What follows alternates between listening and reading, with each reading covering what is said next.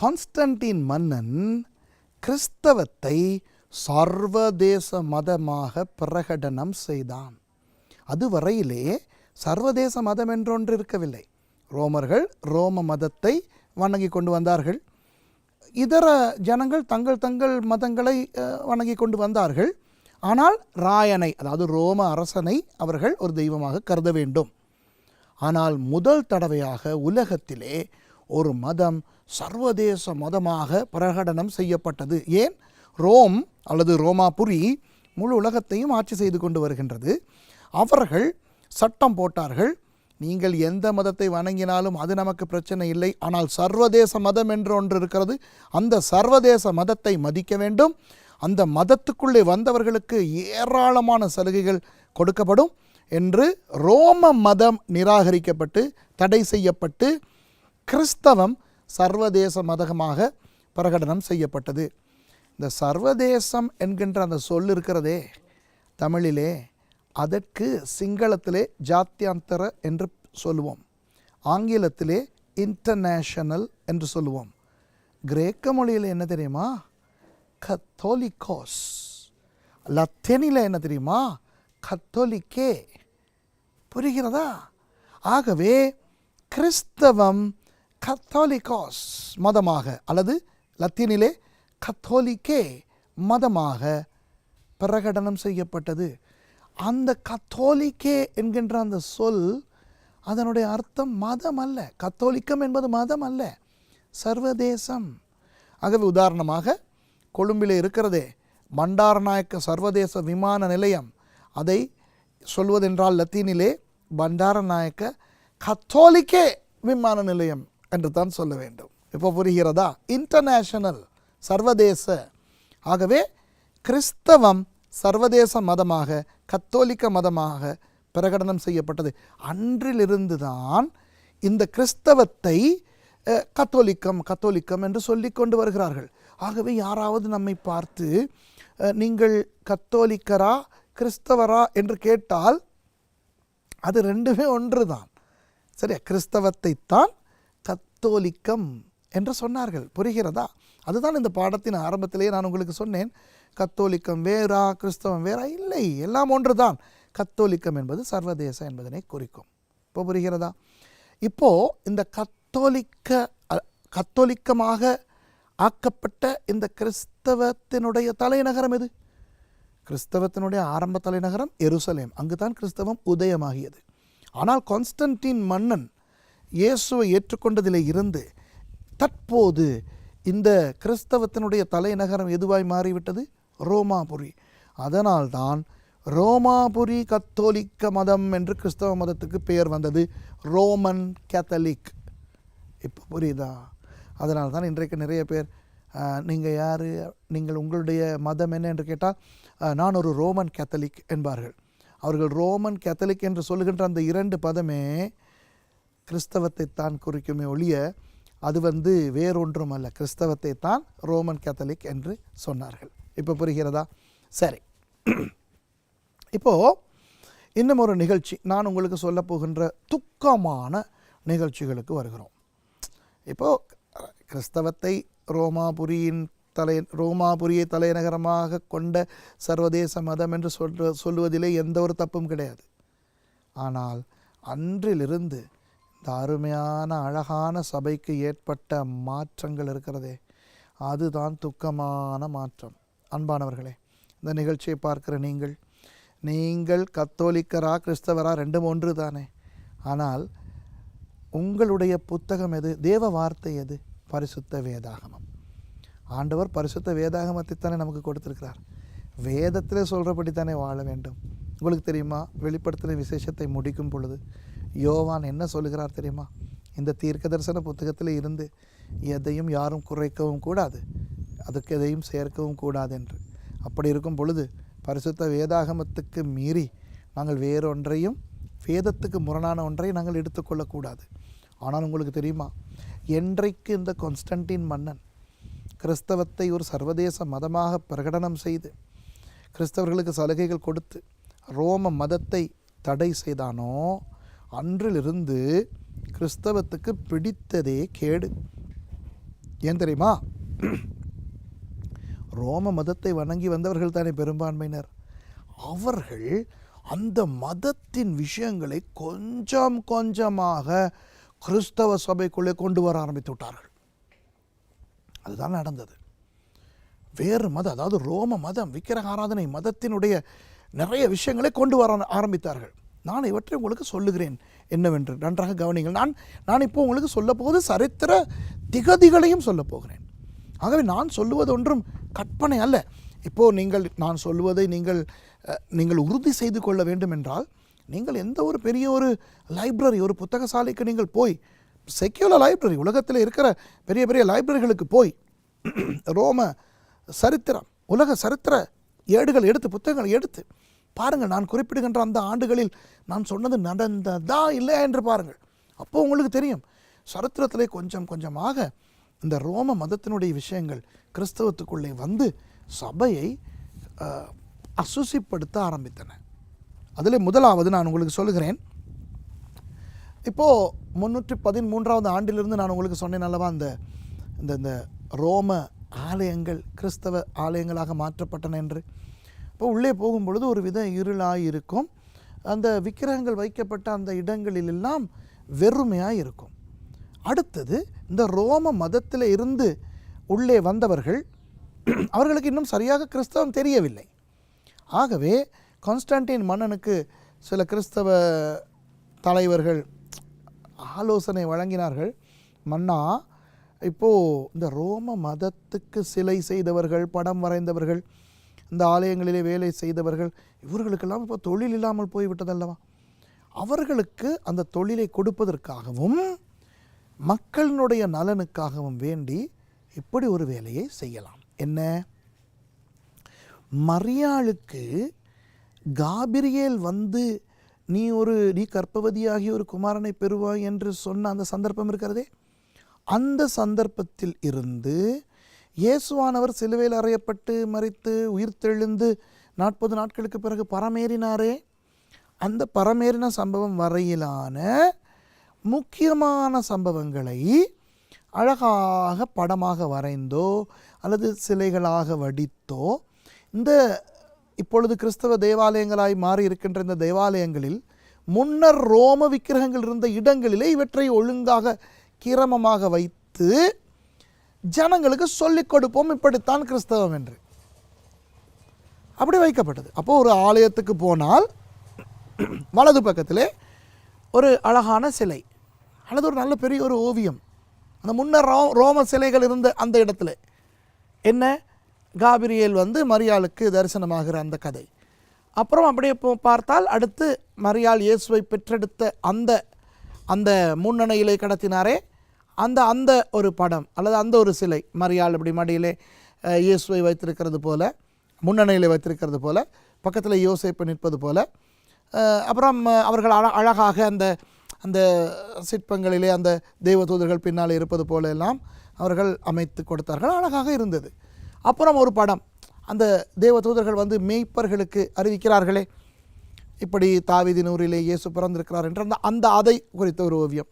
அப்புறம் அப்படி அந்த சாஸ்திரிகளினுடைய அவர்களை பற்றின ஒரு ஓவியம். அப்புறம் 12 வயதில் இயேசு தேவாலயத்துக்கு போன அந்த சம்பவம்.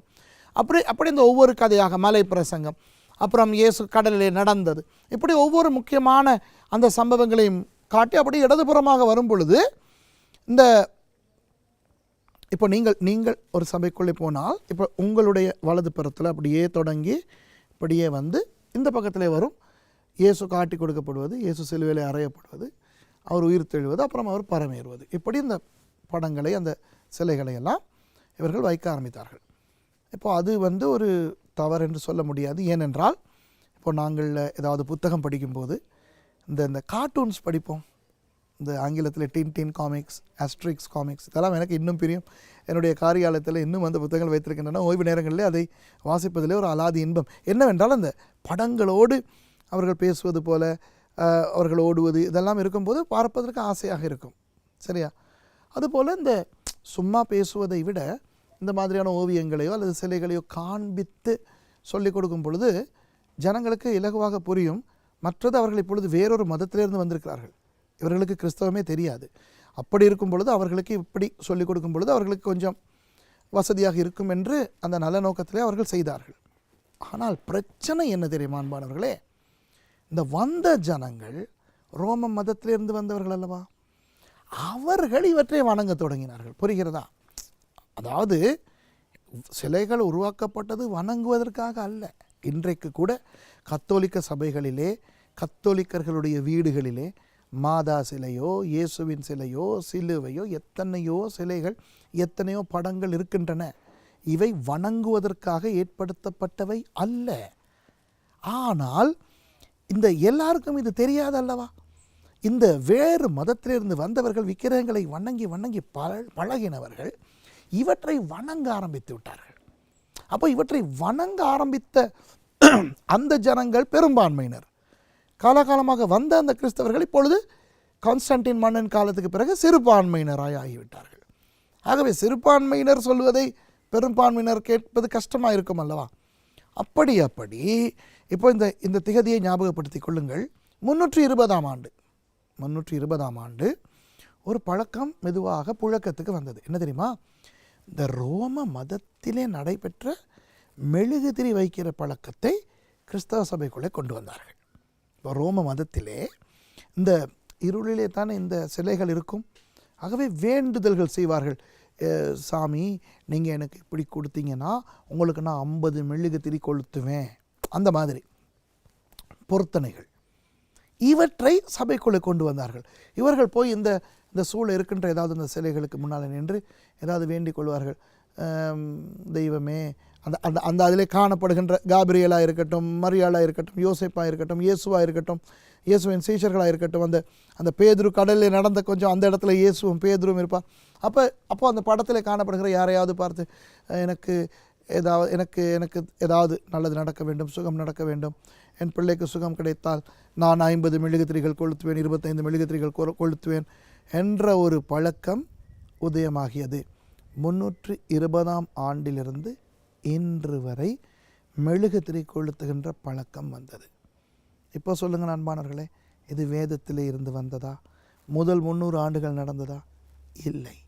ஆகவே இது ரோம மதத்திலே இருந்து வந்த ஒரு பழக்கம்.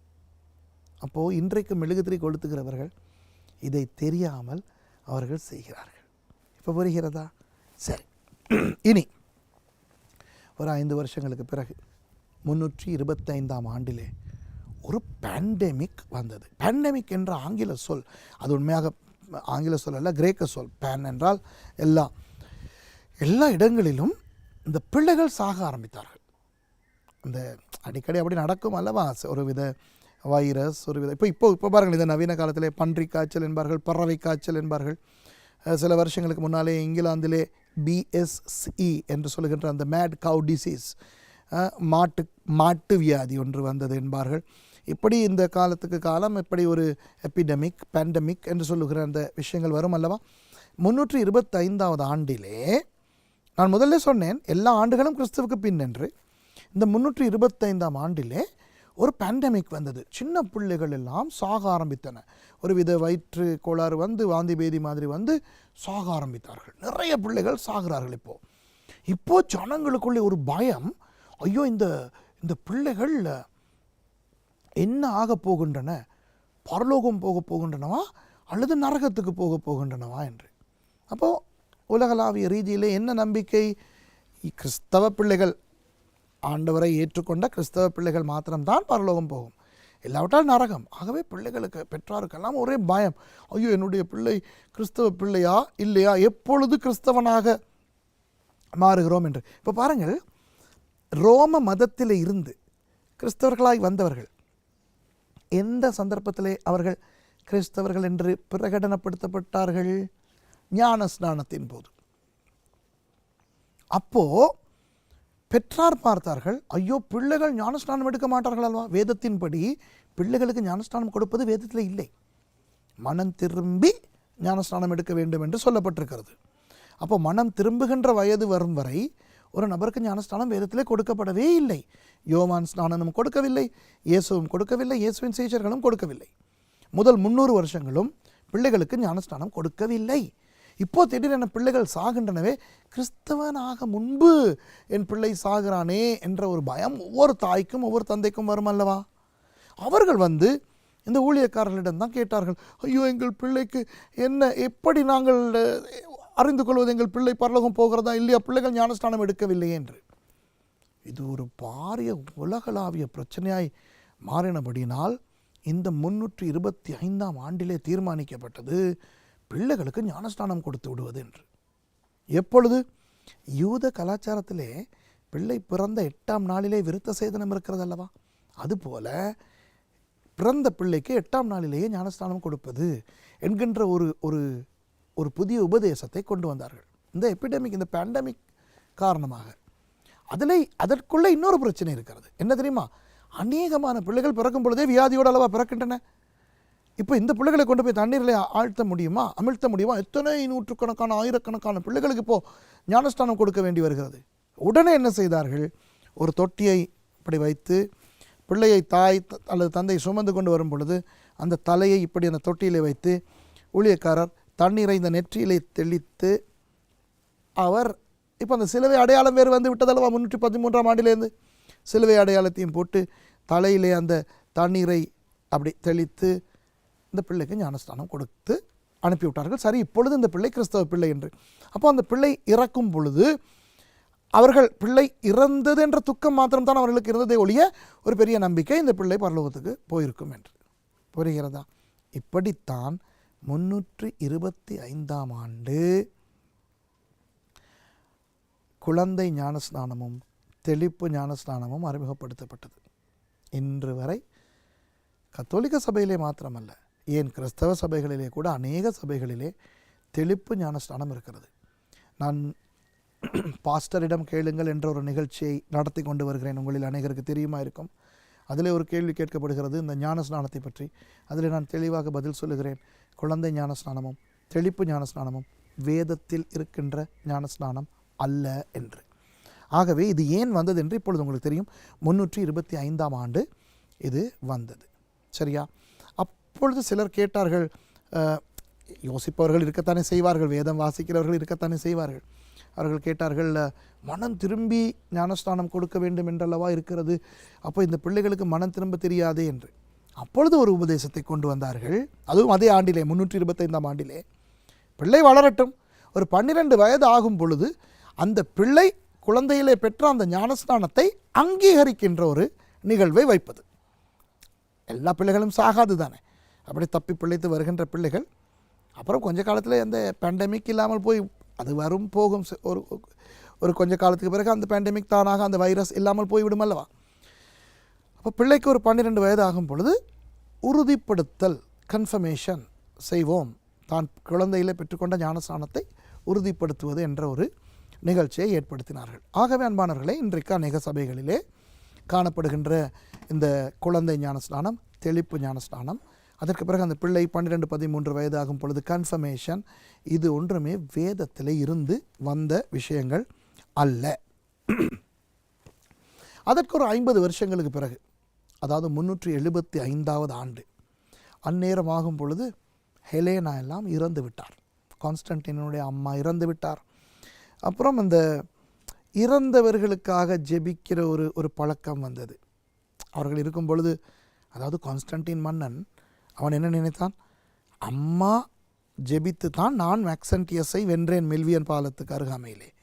அப்போ அம்மாவின் ஜெபம் ஒரு வல்லமையான ஜெபம்.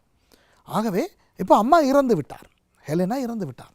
இப்போ அம்மா இறந்த பிறகு எனக்காக ஜெபிப்பதற்கு யாருமே இல்லையே என்ற அந்த நிலைமையில்தான் மரித்தவர்களுக்கும் ஜெபிக்கலாம் என்ற ஒரு உபதேசம் சபையிலே கொண்டு வரப்பட்டது. சரியா? அப்புறம் 375ஆவது ஆண்டு அது சட்ட ரீதியாக அங்கீகரிக்கப்பட்டது. மரித்தவர்களிடத்திலும் நாங்கள் ஜெபிக்கலாம். அப்போது மரித்தவர்கள் என்றால் ஹெலேனா மாத்திரமல்ல, அதற்கு முன்னே வாழ்ந்த பரிசுத்தவான்கள், இயேசுவின் சீஷர்கள், மரியாள், யோசேப்பு, இப்படி இந்த வேதத்திலே காணப்படுகின்ற புதிய ஏற்பாட்டிலே காணப்படுகின்ற அந்த ஜனங்கள், பரிசுத்தவான்கள், இவர்களிடத்திலே ஜெபிக்கிற அந்த பழக்கம் வந்தது. அன்பானவர்களே, இன்றைக்கும் இந்த பழக்கம் இருக்கிறது. சரியா? இறந்து போனவர்களிடத்திலே விண்ணப்பிக்கிற ஒரு பழக்கம். அது 375வது ஆண்டு தான் வந்தது. இப்போ இறந்தவர்களிடத்திலேயே, இறந்து போய் ஆண்டவரிடத்திலே போனவர்களிடத்திலேயே பேசி ஆண்டவரிடத்தில் எனக்கு இதை கேட்டு தாருங்கள் என்று விண்ணப்பிக்கலாம் என்றால், ஆண்டவரோடையே இருக்கின்ற தேவ தூதர்களிடத்திலும் கேட்கலாம் அல்லவா? ஆகவே இந்த இறந்தவர்களிடத்திலே, அவர்களிடத்திலே ஜெபிக்கலாம், விண்ணப்பிக்கலாம் என்றதோடு இந்த தேவ தூதர்களிடத்திலும் கேட்கலாம் என்கின்ற ஒரு நிலைமை வந்துவிட்டது. நான் ஏற்கனவே சொன்னதின்படி அந்த படங்களிலே வருகின்ற அந்த தேவ தூதர்களிடத்திலே கூட ஜனங்கள் ஜெபித்து மெழுகுதிரி கொளுத்தி இப்படியெல்லாம் செய்ய ஆரம்பித்தார்கள். சரியா? அப்புறம் 394வது ஆண்டிலே தற்பொழுது கத்தோலிக்க சபையிலே நடைபெறுகின்ற அந்த மாஸ் என்று சொல்லுகிறோமே, அந்த ஆராதனை சட்ட ரீதியாக்கப்பட்டது. சரியோ? இப்போ 431ஆம் ஆண்டு, இப்போ அதாவது கிறிஸ்தவம் சர்வதேச மதமாகி கத்தோலிக்கமாகி எவ்வளவோ தசாப்தங்கள் கடந்து விட்டன. சரியா? அதாவது கிட்டத்தட்ட 125 வருஷங்கள் ஆகிவிட்டன. இந்த 431ஆம் ஆண்டு, நன்றாக கவனிங்கள், இது ரொம்ப முக்கியமான ஒரு விஷயத்துக்கு வந்திருக்கிறோம். மரியாளை குறித்த ஒரு கேள்வி எழுந்தது. மரியாள் இயேசுவின் தாய், அப்படித்தானே? இயேசு யார்? தேவன். ஆகவே மரியாள் தேவனுடைய தாய் என்று, தேவமாதா என்று ஒரு சாரார் வாதாட ஆரம்பித்தார்கள். இன்னொரு சாரார் வாதாடினார்கள், இயேசு 100% தேவனாய் இருந்தாலும் அவர் 100% மனுஷனாய் இருந்தார். மனுஷனாய் வந்த பொழுதுதான் மரியாள் இயேசுவுக்கு தாய். ஆகவே இயேசு மனுஷன், அந்த மனுஷனுடைய தாய் மரியாள் மனுஷமாதா, தேவமாதா அல்ல என்ற ஒரு சர்ச்சை உருவாகியது.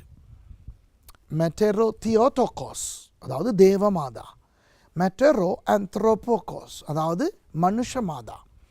அப்போ ஒரு சாரார் சொல்லுகிறார்கள், இயேசு சமன் தேவன், மரியாள் சமன் இயேசுவின் தாய்.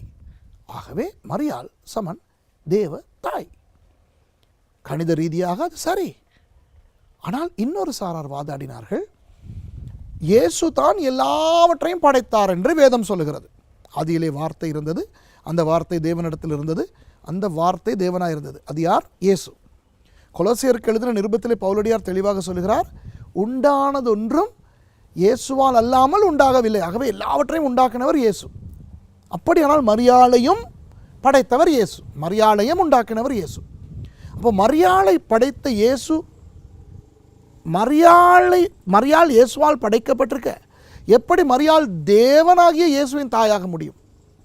மரியாளை படைத்த தேவனாகிய இயேசு பிற்காலத்தில் அவர் அந்த மரியாளினுடைய கருவுக்குள்ளே ஒரு மனுஷனாக உதித்தார் அல்லவா? அந்த மனுஷனாகிய இயேசுவின் தாய் தான் மரியாள் என்ற ஒரு வாதை ஒரு சாரார் வாதாடினார்கள். சரி அன்பானவர்களே, ஆனால் இந்த சர்ச்சைக்கு தீர்வு காண முடியவில்லை. இரு பக்க வாதங்களும் பயங்கரமாக இருந்தன.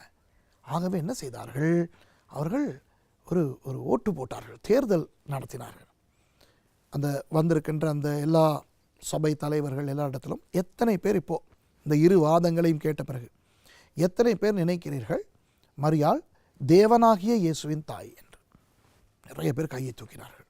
சரி, எத்தனை பேர் நினைக்கிறீர்கள் மரியாள் மனிதனாகிய இயேசுவின் தாய் என்று? கொஞ்சம் பேர் கையை தூக்கினார்கள்.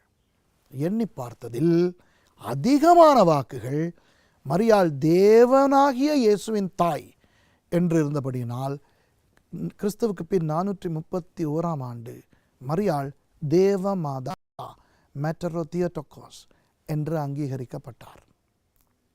அன்பானவர்களே, மரியாள் தேவமாதா என்று அவர்கள் சொன்னாலும் நமக்கு வேதத்திலே அது அப்படி இல்லை. ஆனால் மரியாளை பற்றி இன்றைக்கு கிறிஸ்தவர்கள், அதாவது கத்தோலிக்கர் அல்லாத கிறிஸ்தவர்கள் தப்பாய் பேசுவதை நானே கேட்டிருக்கிறேன். சரியா? உங்களுக்கு நான் இப்படி இந்த தொலைக்காட்சியிலே பேசும் பொழுது நான் இப்படி சொல்லக்கூடாது. ஆனால் சில கிறிஸ்தவர்கள் மரியாளை பிசாசு என்று கூட சொல்லி இருக்கிறார்கள். எப்படி அப்படி சொல்ல முடியும்? மரியாள் என்றால் யார்? இந்த உலகத்திலேயே ஆண்டவர் மனுஷனாய் பிறப்பதற்கு தெரிவு செய்த தூய்மையான பெண் அவர். மரியாளை போன்ற ஒரு கற்புள்ள, ஒரு சுத்தமான, கௌரவமான ஒரு பெண் உலகத்திலே இருக்கவே இல்லை.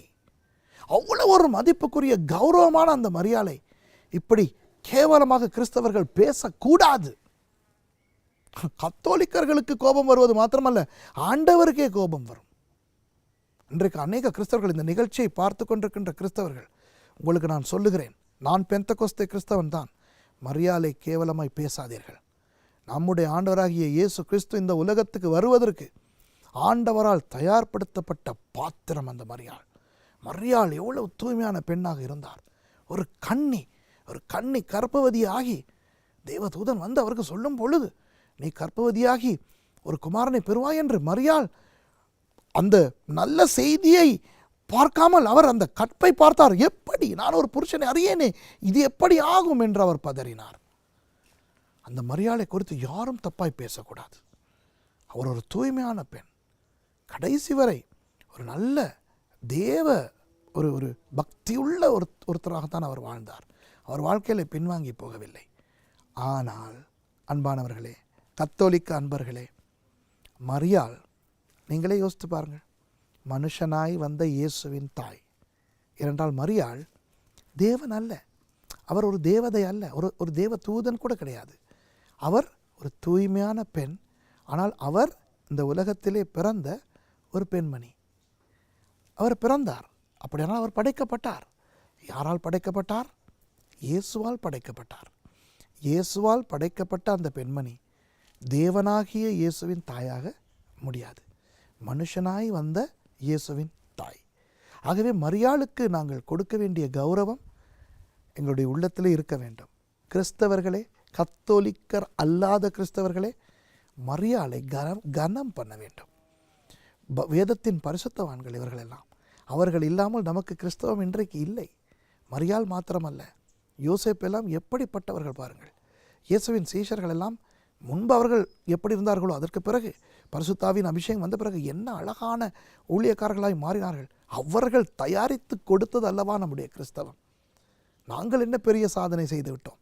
அவர்கள் காலாகாலமாக உருவாக்கி கொடுத்த அந்த கிறிஸ்தவம் 2000 வருஷங்களுக்கு பிறகும் இன்றைக்கு இருக்கிறது. ஆகவே அவர்களை எல்லாம் கேவலப்படுத்தி அவர்களெல்லாம் துச்சமாய் நினைக்கலாமா? அந்த கனம் இருக்க வேண்டும். கனம் வேறு, ஆராதனை வேறு. நாங்கள் அவர்களிடத்திலே விண்ணப்பம் செய்யலாம், அவர்களிடத்திலே நாங்கள் கேட்கலாம் என்று, ஜெபிக்கலாம் என்று வேதத்திலே இல்லை. ஆகவே வேதத்தில் இல்லாத அந்த விஷயத்தை நாங்கள் செய்யக்கூடாது. இதைத்தான் நான் உங்களுக்கு சொல்லிக் கொடுக்க விரும்புகிறேன். அது அந்த ரோம மதத்திலிருந்து வந்தது. ஏனென்றால் ரோம மதத்திலே பெண் தெய்வங்களை வணங்குகின்ற அந்த வழக்கம் இருந்ததல்லவா. அவர்களுடைய ஒரு பெரிய பிரபலமான ஒரு பெண் தேவதை யார் தெரியுமா? தீனாள். ஆங்கிலத்தில் டயானா என்று சொல்லுவோம், ரோமர்களுடைய.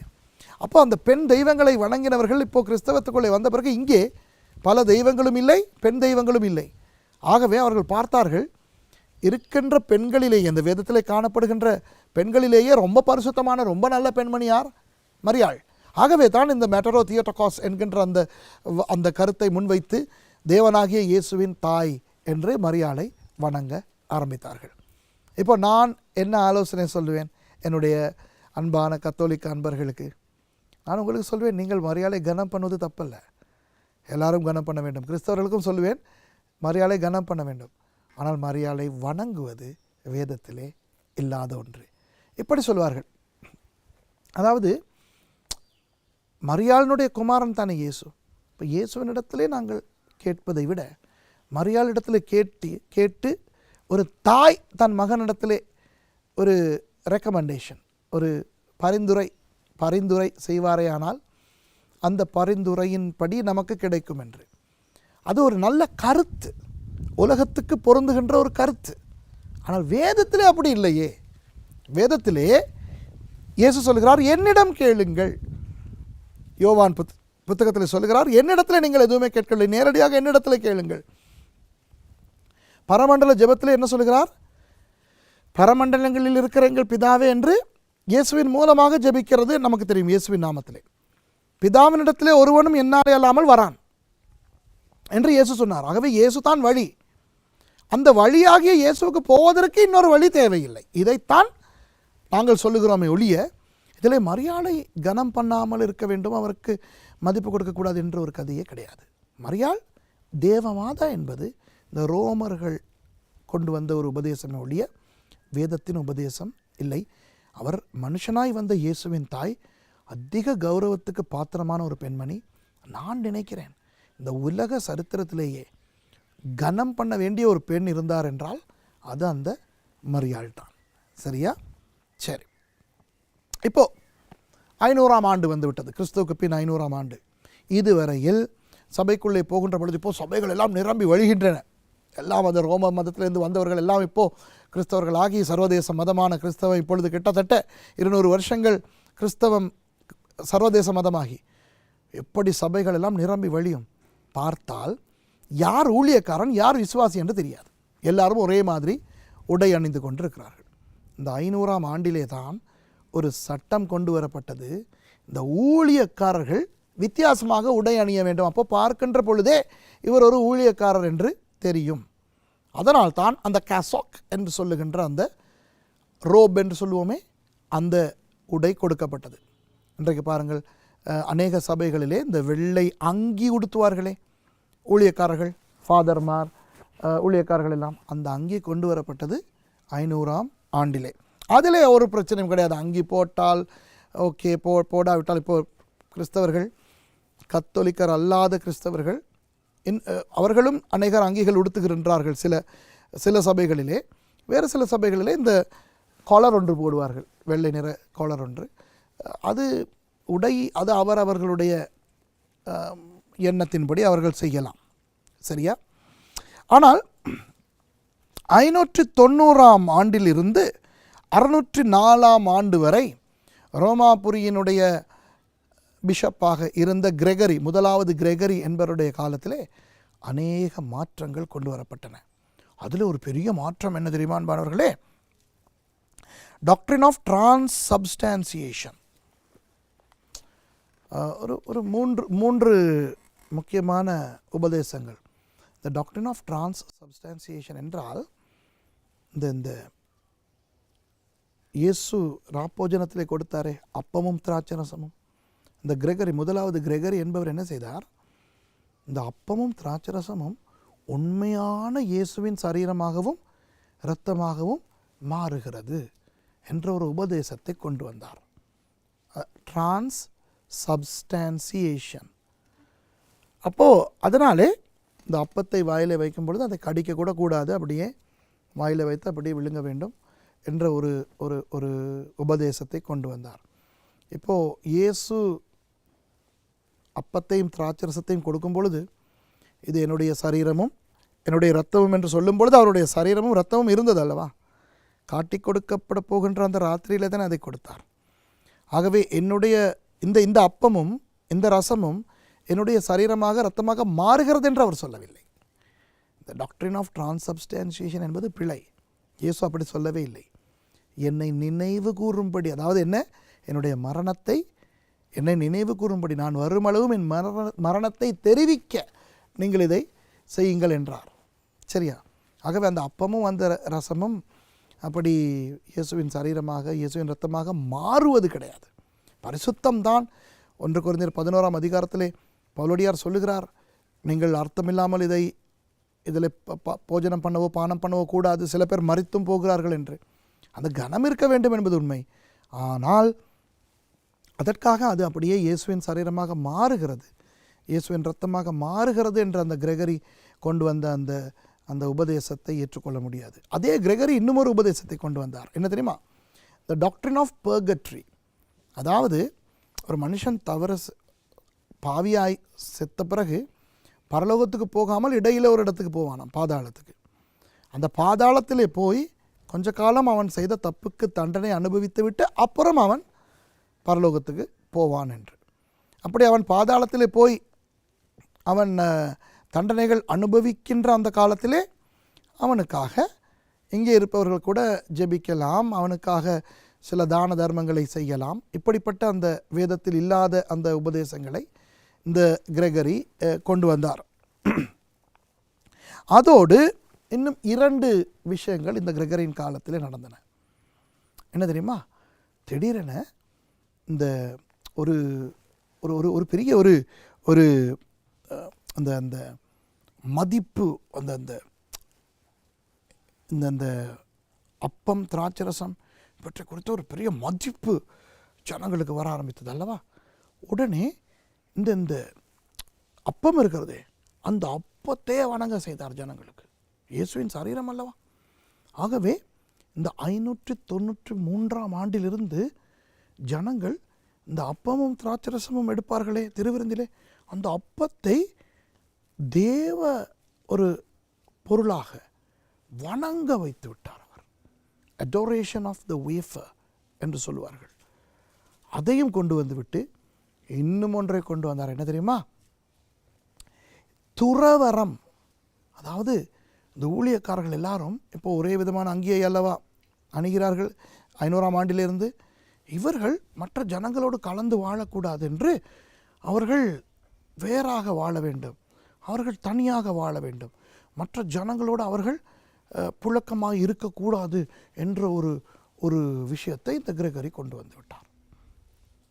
அன்பானவர்களை பாருங்கள், ஆண்டவராகிய இயேசுவின் காலத்தில் இயேசு ஜனங்களோடு இருந்தார், அப்போஸ்தலர்கள் ஜனங்களோடு இருந்தார்கள்.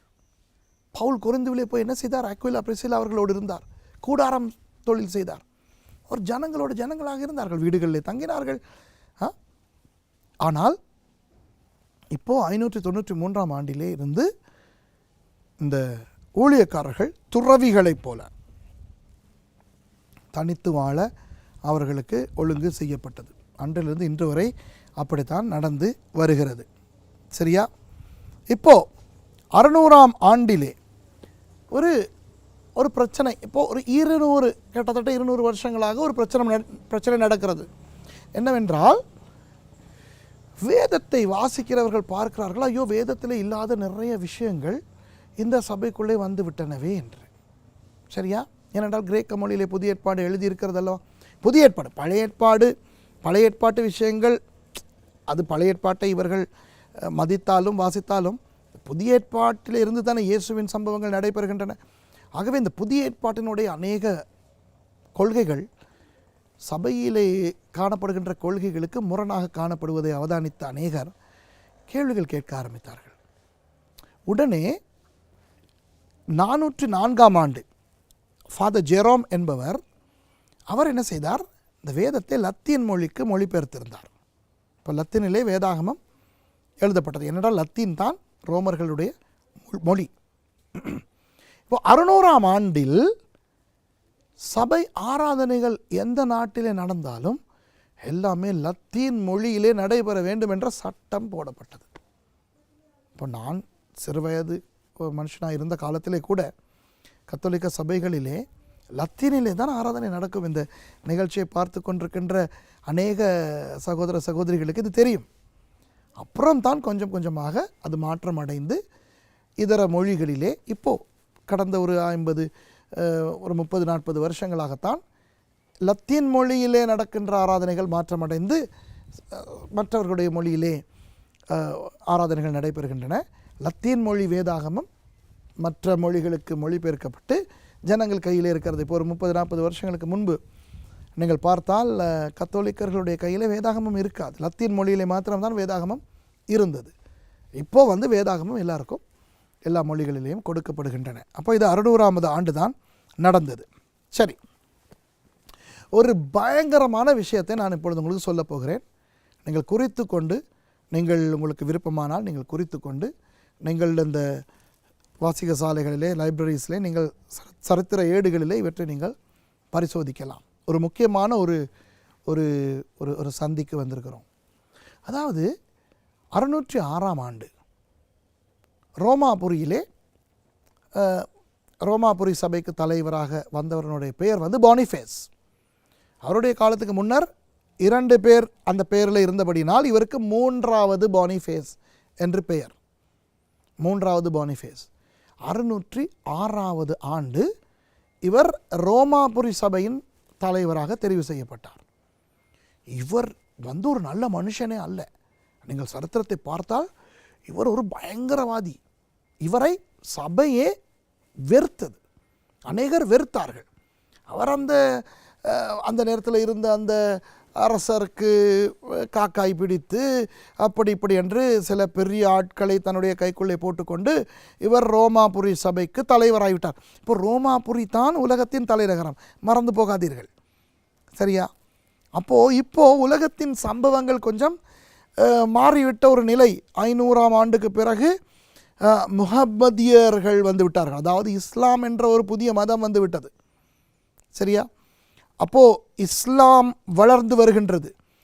அரேபியாவிலே தொடங்கி மத்திய கிழக்கு நாடுகள் வழியாக வட ஆப்பிரிக்காவுக்கு வந்து இப்படி இந்த இஸ்லாம் வளர்ந்து வந்து கொண்டிருக்கின்ற ஒரு காலம், கிட்டத்தட்ட ஒரு 50-60 வருஷங்களாக இப்போது இஸ்லாம் ஒரு மதமாக வளர்ந்து வந்து கொண்டிருக்கின்ற நிலையில் கிறிஸ்தவத்துக்கு இது ஒரு அச்சுறுத்தலாக இருக்கின்ற ஒரு காலம் இது.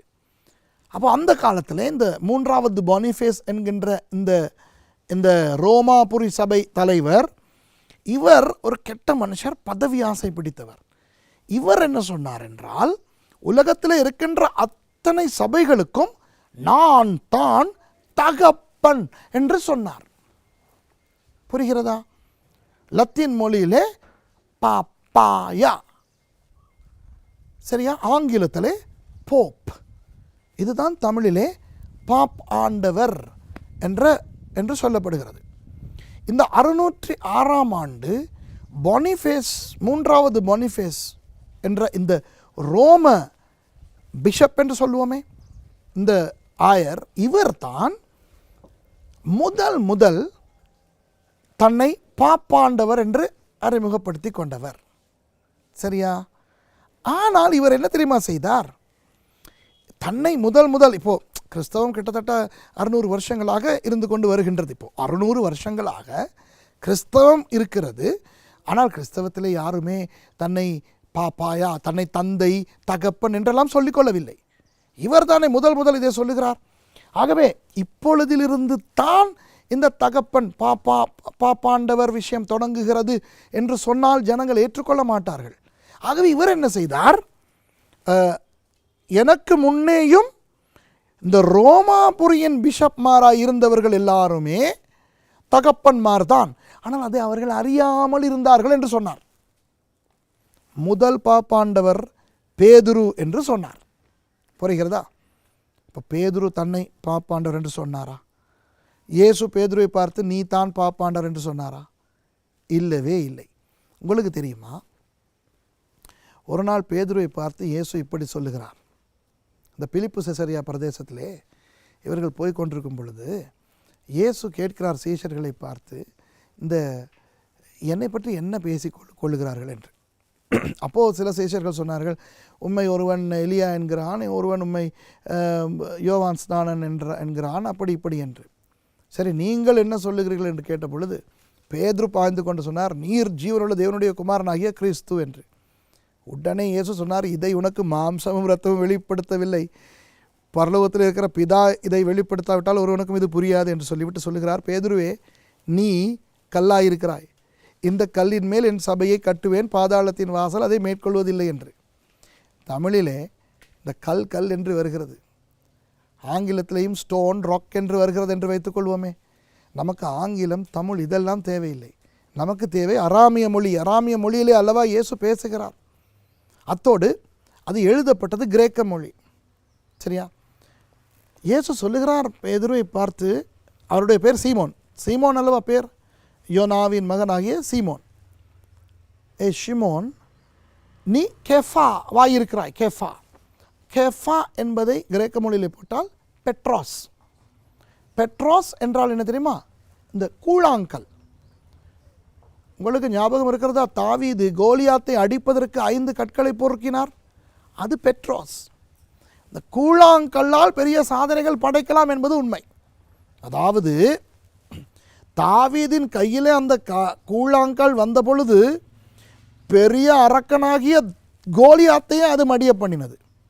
ஆகவே இயேசு பேதுருவை பார்த்து சொல்லுகிறார், பேதுருவே, நீ லேசுப்பட்ட ஆள் கிடையாது, தாவீதின் குமாரனாகிய என்னுடைய கையிலே கிடைத்த கூழாங்கல் நீ பெட்ரோஸ், நீ கேஃபா. உன்னை கொண்டு நான் அசுரர்களை அடிப்பேன், சாத்தானை அடிப்பேன் என்று தான் சொல்லுகிறார். ஆனால் இந்த கல்லின் மேல் என் சபையை கட்டுவேன் என்று அவர் சொல்லுகிறாரே, அதே வசனத்திலே அந்த இடத்துல அவருடைய மொழியை மாற்றி பெட்ரோஸ் அல்ல பெட்ரா என்று சொல்லுகிறார். இந்த என்று தன்னை காட்டிக்கொண்டு இந்த பெட்ராவின் மேல் என் சபையை கட்டுவேன் என்று தன்னை காட்டி சொல்கிறார். ஆகவே அன்பானவர்களே, உண்மையான அந்த அராமிய மொழியையும் கிரேக்க மொழியையும் பார்க்கும்போது இயேசு பேதுருவை பார்த்து சொல்லுகிறார், பேதுரு நீ பெரிய ஆள் தான், அதாவது நீ கூழாங்கல், என் கையில் தாவீதின் குமாரன் நான். இயேசு அல்லவா தாவீதின் குமாரன்? என் கையில் நீ கிடைத்து விட்டாய், உன்னை வைத்து நான் கோலியாத்துகளை எல்லாம் அடிக்கப் போகிறேன். உண்மையாக அது நடந்தது. பேதுருவின் மூலம் எத்தனை ஆயிரக்கணக்கானோர் ரட்சிக்கப்பட்டார்கள். எவ்வளோ பெரிய ஊழியக்காரனாய் அவர் வந்தார் பிற்காலத்திலே. ஆனால் நான் சபையை கட்டப்போவது உண்மையில் அல்ல, கூழாங்கல்லின் மேல் சபை கட்ட மாட்டார்கள், கட்டிடம் கட்ட மாட்டார்கள், பர்வதத்தின் மேல் தான் கட்டுவார்கள். பர்வதம் என்பது பெட்ரா. இயேசு சொல்லுகிறார், இந்த கல்லின் மேல், கண்மலையின் மேல், இந்த பர்வதத்தின் மேல் என் சபையை கட்டுவேன். இப்போ இயேசு என்ன சொன்னார்? என் சபையை நான் என் மேல் கட்டுவேன், பாதாளத்தின் வாசல் அதை மேற்கொள்வதில்லை. இதுதான் அன்பானவர்களே உண்மை. தயவு செய்து நீங்கள் நினைக்க வேண்டாம், நான் இந்த இந்த இந்த தர்க்கத்தை ஜெயிப்பதற்கு இப்படி ஒரு புரளியை கொண்டு வந்து கிளப்புகிறேன் என்று. அப்படி கிடையாது. எபிரேய மொழி, கிரேக்க மொழி, அராமிய மொழி எல்லாம் கற்றுக்கொள்ள ஆண்டவர் எனக்கு கிருபை செய்தார். நான் இதெல்லாம் ஆராய்ச்சிகள் செய்து கண்டுபிடித்தது தான். இது உண்மை. இது ஒன்றும் பிழையான உபதேசம் அல்ல. உண்மையாகவே இயேசு அப்படித்தான் சொன்னார். ஆனால் இந்த மூன்றாவது பொனிஃபேஸ் இந்த மொழி பிரச்சனையை வைத்துக்கொண்டு, நான் சொன்னேன் ஃபாதர் ஜெரோம் 404ஆம் ஆண்டு லத்தீனிலே மொழிபெயர்த்தார் ஒரு வேதாகமத்தை என்று. அதற்கு வல்கேட் என்று பேர். அந்த வல்கேட்டிலே எல்லாம் சாதாரணமாக கல் என்று தான் இருக்கிறது. ஆகவே இந்த மூன்றாவது பொனிஃபேஸ் பிஷப் என்ன செய்து விட்டார் பாருங்கள். இயேசு பேதுருவை பார்த்து சொல்லுகிறார், நீ கல்லாயிருக்கிறாய், இந்த கல்லின் மேல், அதாவது உன்மேல் என் சபையை கட்டுவேன் என்று.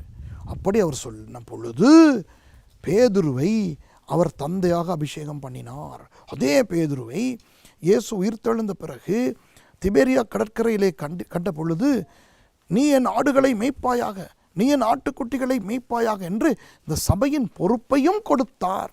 ஆகவே முதல் பாப்பாண்டவர் பேதுரு என்று இந்த மூன்றாவது பொனிஃபேஸ் உருவாக்கிய அந்த கதை இன்று வரை கத்தோலிக்கர்கள் மத்தியில் இருக்கிறது. வேதத்திலே அது இல்லை. சரியான்பானவர்களே, பேதுருவுக்கு பிறகு ரோமாபுரியில் தொடர்ந்தும் சபை இருந்தது அல்லவா? அந்த ரோமாபுரி சபையில் இருந்த ஒவ்வொரு தலைவர்களையும் இவர் குறிப்பிட்டு காட்டி, பேதுருவுக்கு பிறகு இவர், இவருக்கு பிறகு இவர், இவருக்கு பிறகு இவர் என்று தனக்கு முன்வந்த 65 அந்த ரோமாபுரி சபை தலைவர்களையும் பாப்பாண்டவர்கள் என்று இந்த மூன்றாவது பொனிஃபேஸ் பிரகடனம் செய்து தன்னை 66வது பாப்பாண்டவராக நியமித்தார். பார்த்தீர்கள் அன்பானவர்களே? ஆகவே இன்றைக்கு பாப்பாண்டவர்களை பற்றி நமக்கு தெரியும். இந்த பாப்பாண்டவர்கள் வேதத்தில் இருந்து வந்த ஒரு உறுப்பினர்கள் அல்ல, மூன்றாவது பொனிஃபேஸ் மன்னன் உண்டாக்கிய ஒன்று. நான் இன்னும் சில பயங்கரமான சில விஷயங்களை உங்களுக்கு சொல்ல போகிறேன். எனக்கு கொஞ்சம் ஒரு மாதிரி இருக்கிறது இதை பேசுவதற்கு. இது சரித்திரம்தான். ஆனால் இதை பார்க்கிற யாருமே என்னோடு கோபித்து கொள்ளாதீர்கள். நான் சொல்லுவது உண்மையா இல்லையா என்று சரித்திரத்திலே பாருங்கள். சரியா? என்னுடைய பெயர், விலாசம், என்னுடைய ஊழிய நிறுவன தொலைபேசி இலக்கங்கள் எல்லாம் இந்த இடத்துல உங்களுக்கு போட்டு காட்டப்படுகிறது. நான் சொல்வதற்கு புறம்பான ஒரு சரித்திரம் இருக்கிறது என்றால் தயவு செய்து எனக்கு சொல்லுங்கள், என்னோடு பேசுங்கள், வேண்டுமானால் என்னை திட்டுங்கள். சரியா? ஏனென்றால் நான் சரித்திரத்தில் இருக்கின்ற உண்மையை உங்களுக்கு சொல்லிக் கொடுக்க போகிறேன். ஒரு பயங்கரமான ஒரு விஷயத்தை. இந்த பொனிஃபேஸ் என்ன செய்தான் தெரியுமா? இவன் தன்னை பாப்பாண்டவராக ஏற்படுத்திக் கொள்வதற்காக, உலகளாவிய சபையின் தலைவனாக ஏற்படுத்த வேண்டும் என்பதற்காக அவன் பொய்யான ஒரு புரளியை ஏற்படுத்தி பேதுருவை கல் என்று அந்த அதாவது பெட்ரா என்று, பேதுரு கால்தான், அதாவது பெட்ரோஸ், அவர் பெட்ரா என்று காண்பித்து, பேதுருவின் மேல் சபையை கட்டப்போகிறேன் என்று இயேசு சொன்னதாக ஒரு புரளியை கிளப்பி, பேதுருவுக்கு பின்வந்து 65 ரோமாபுரி சபை தலைவர்களையும் பாப்பாண்டவர்கள் என்று சொல்லி தன்னை 66வது பாப்பாண்டவராக பிரகடனம் செய்தான். அப்படி பிரகடனம் செய்யும் பொழுது யாரை வைத்து தன்னை அபிஷேகம் பண்ணினான் தெரியுமா? பாபிலோன் என்ற ஒரு பாடத்தை நான் படித்து கொடுத்திருக்கிறேன், யூடியூபில் எல்லாம் இருக்கிறது. பாபிலோன் உலகத்தின் முதல் சாம்ராஜ்யம், அதனுடைய முதல் அரசன் கில்காமேஷ். அவனுக்கு ஒரு பட்டப்பெயர் இருந்தது, சிறந்த வேட்டைக்காரன் என்று.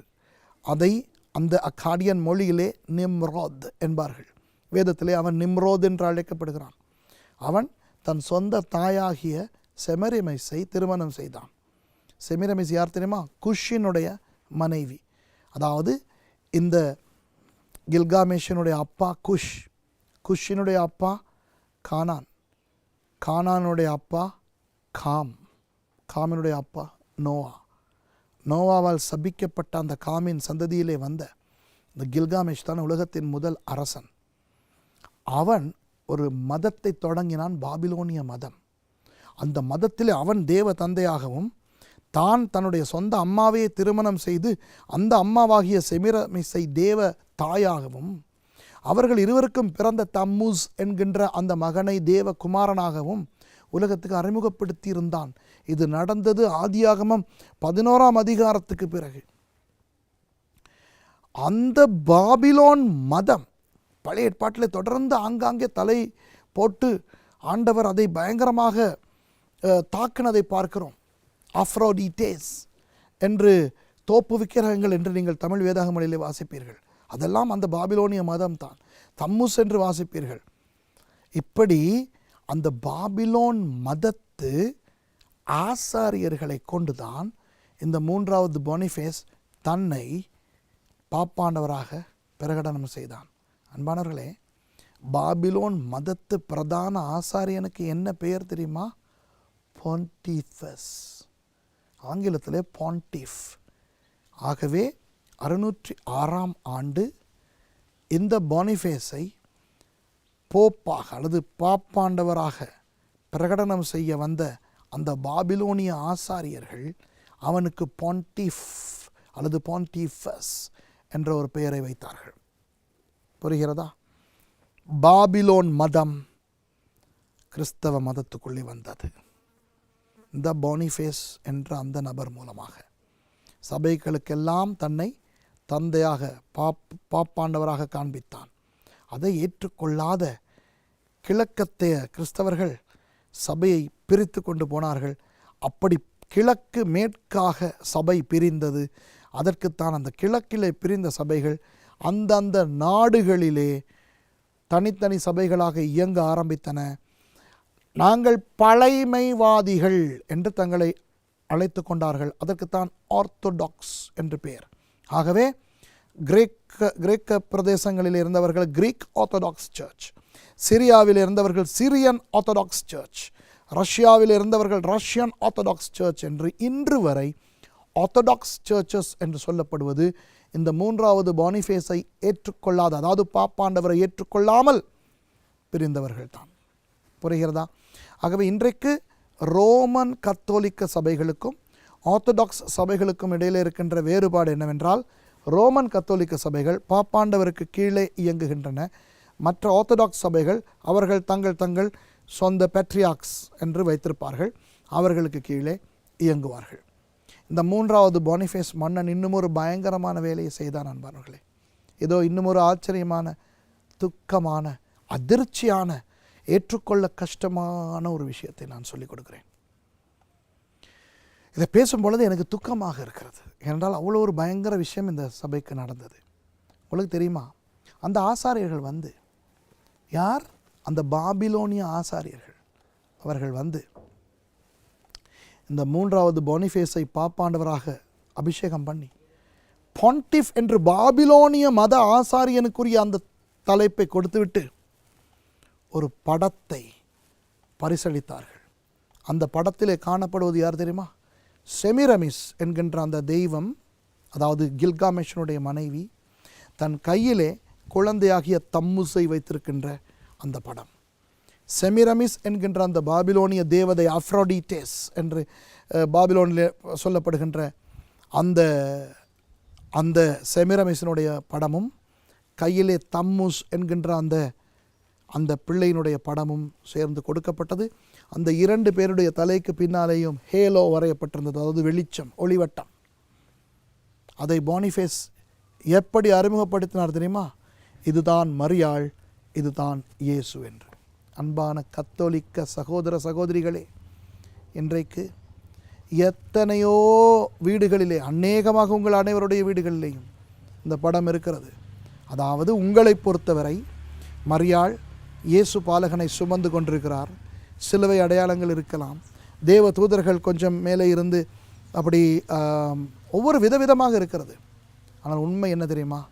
பாபிலோனிய அந்த ஆசாரியர்கள் 3வது பானிஃபேஸை முதல் பாண்டிஃபாக, போப்பாக கிறிஸ்துவுக்கு பின் 606ஆம் ஆண்டு ஏற்படுத்தின பொழுது செமிரமிஸையும் தம்முசையும் கொண்டு வந்து கிறிஸ்தவத்துக்குள்ளே திணித்த அந்த சோகமான அந்த படத்தை தான் அப்படி இன்றைக்கு வைத்திருக்கிறோம். கிறிஸ்தவர்கள், கத்தோலிக்கர்கள் அப்பாவிகள், நல்லவர்கள். சரி, கத்தோலிக்கர்கள் சில நேரம் மூர்க்கமாக இருந்து எங்களை திட்டுவார்கள், என்னை கூட அநேகர் திட்டுவார்கள். ஏன் திட்டுகிறார்கள்? அவர்கள் அவ்வளவு பக்தி, பரம்பரையாக அவர்கள் வணங்கி வந்த அந்த அந்த அந்த விஷயங்களை யாராவது வந்து இது பாபிலோன், இது வேதத்தில் இல்லை என்று சொன்னால் யாருக்கு பொறுக்கும்? பாருங்கள், வாஸ்கோ ட காமா, போர்த்துக்கேய ஒரு ஒரு மனுஷன். அவர் வந்தார், இந்தியாவையும் இலங்கையும் வியாபாரத்திலே அவரை கொண்டு வந்து கடைசியிலே இந்தியாவையும் இலங்கையும் ஆட்சியே செய்தார். எப்போ? 16ஆம் நூற்றாண்டிலே. அப்பொழுதே கத்தோலிக்கம் வந்து விட்டது. சரி, கிறிஸ்தவம் தோமாவினுடைய காலத்திலேயே இந்தியாவுக்கு வந்து விட்டது.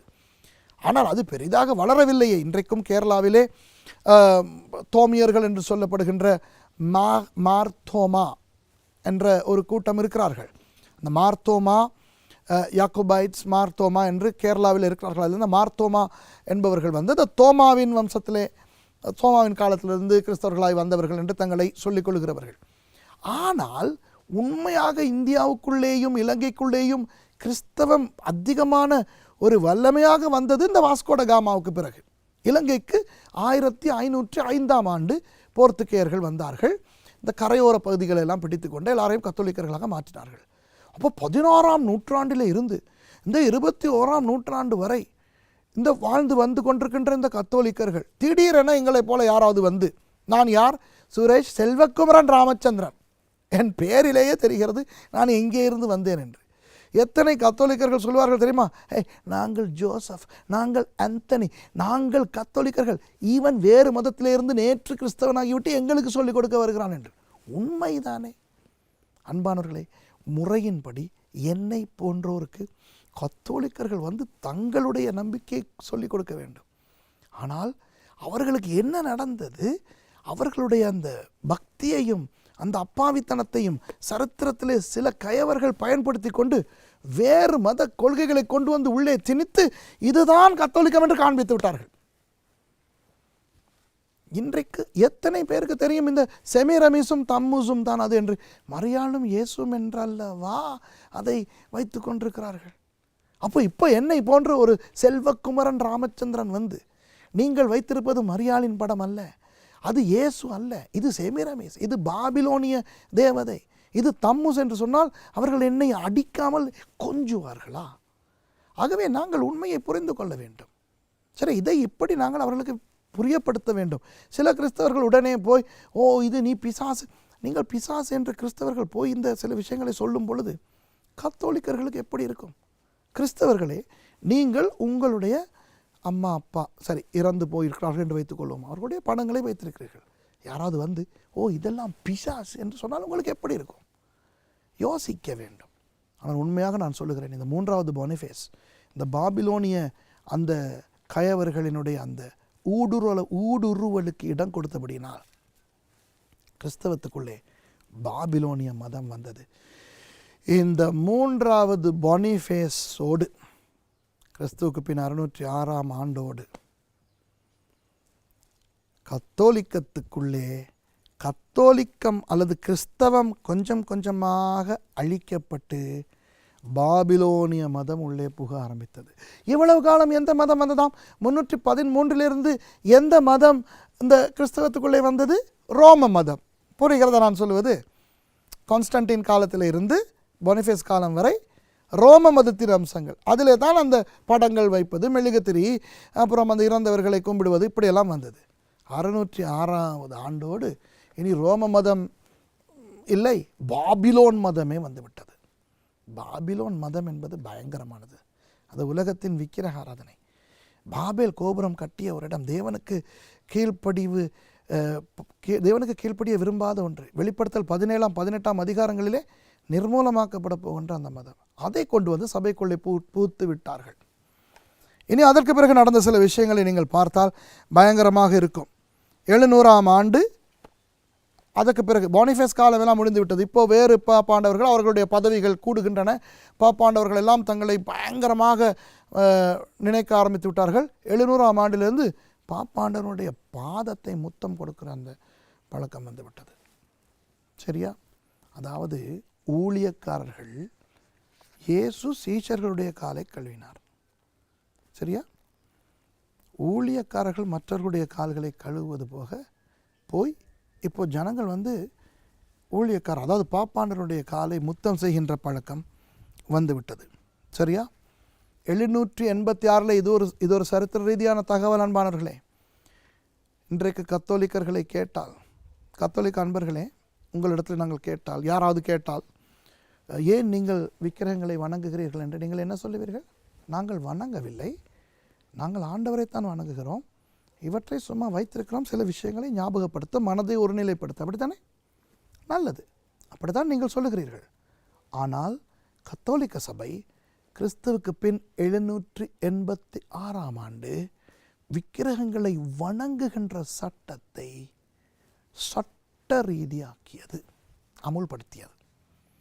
கத்தோலிக்க சபையிலே கிபி 786 இன்று வரை இந்த சட்டம் அகற்றப்படவில்லை.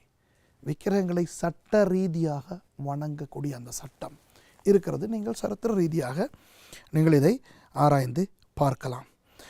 அடுத்த சில விஷயங்களை நான் சொல்லிக்கொண்டு போகிறேன். இந்த ஸ்க்ரீனிலும் உங்களுக்கு அந்த திகதிகள் போடப்படும். நீங்கள் குறிப்பெடுத்து கொள்ளலாம்.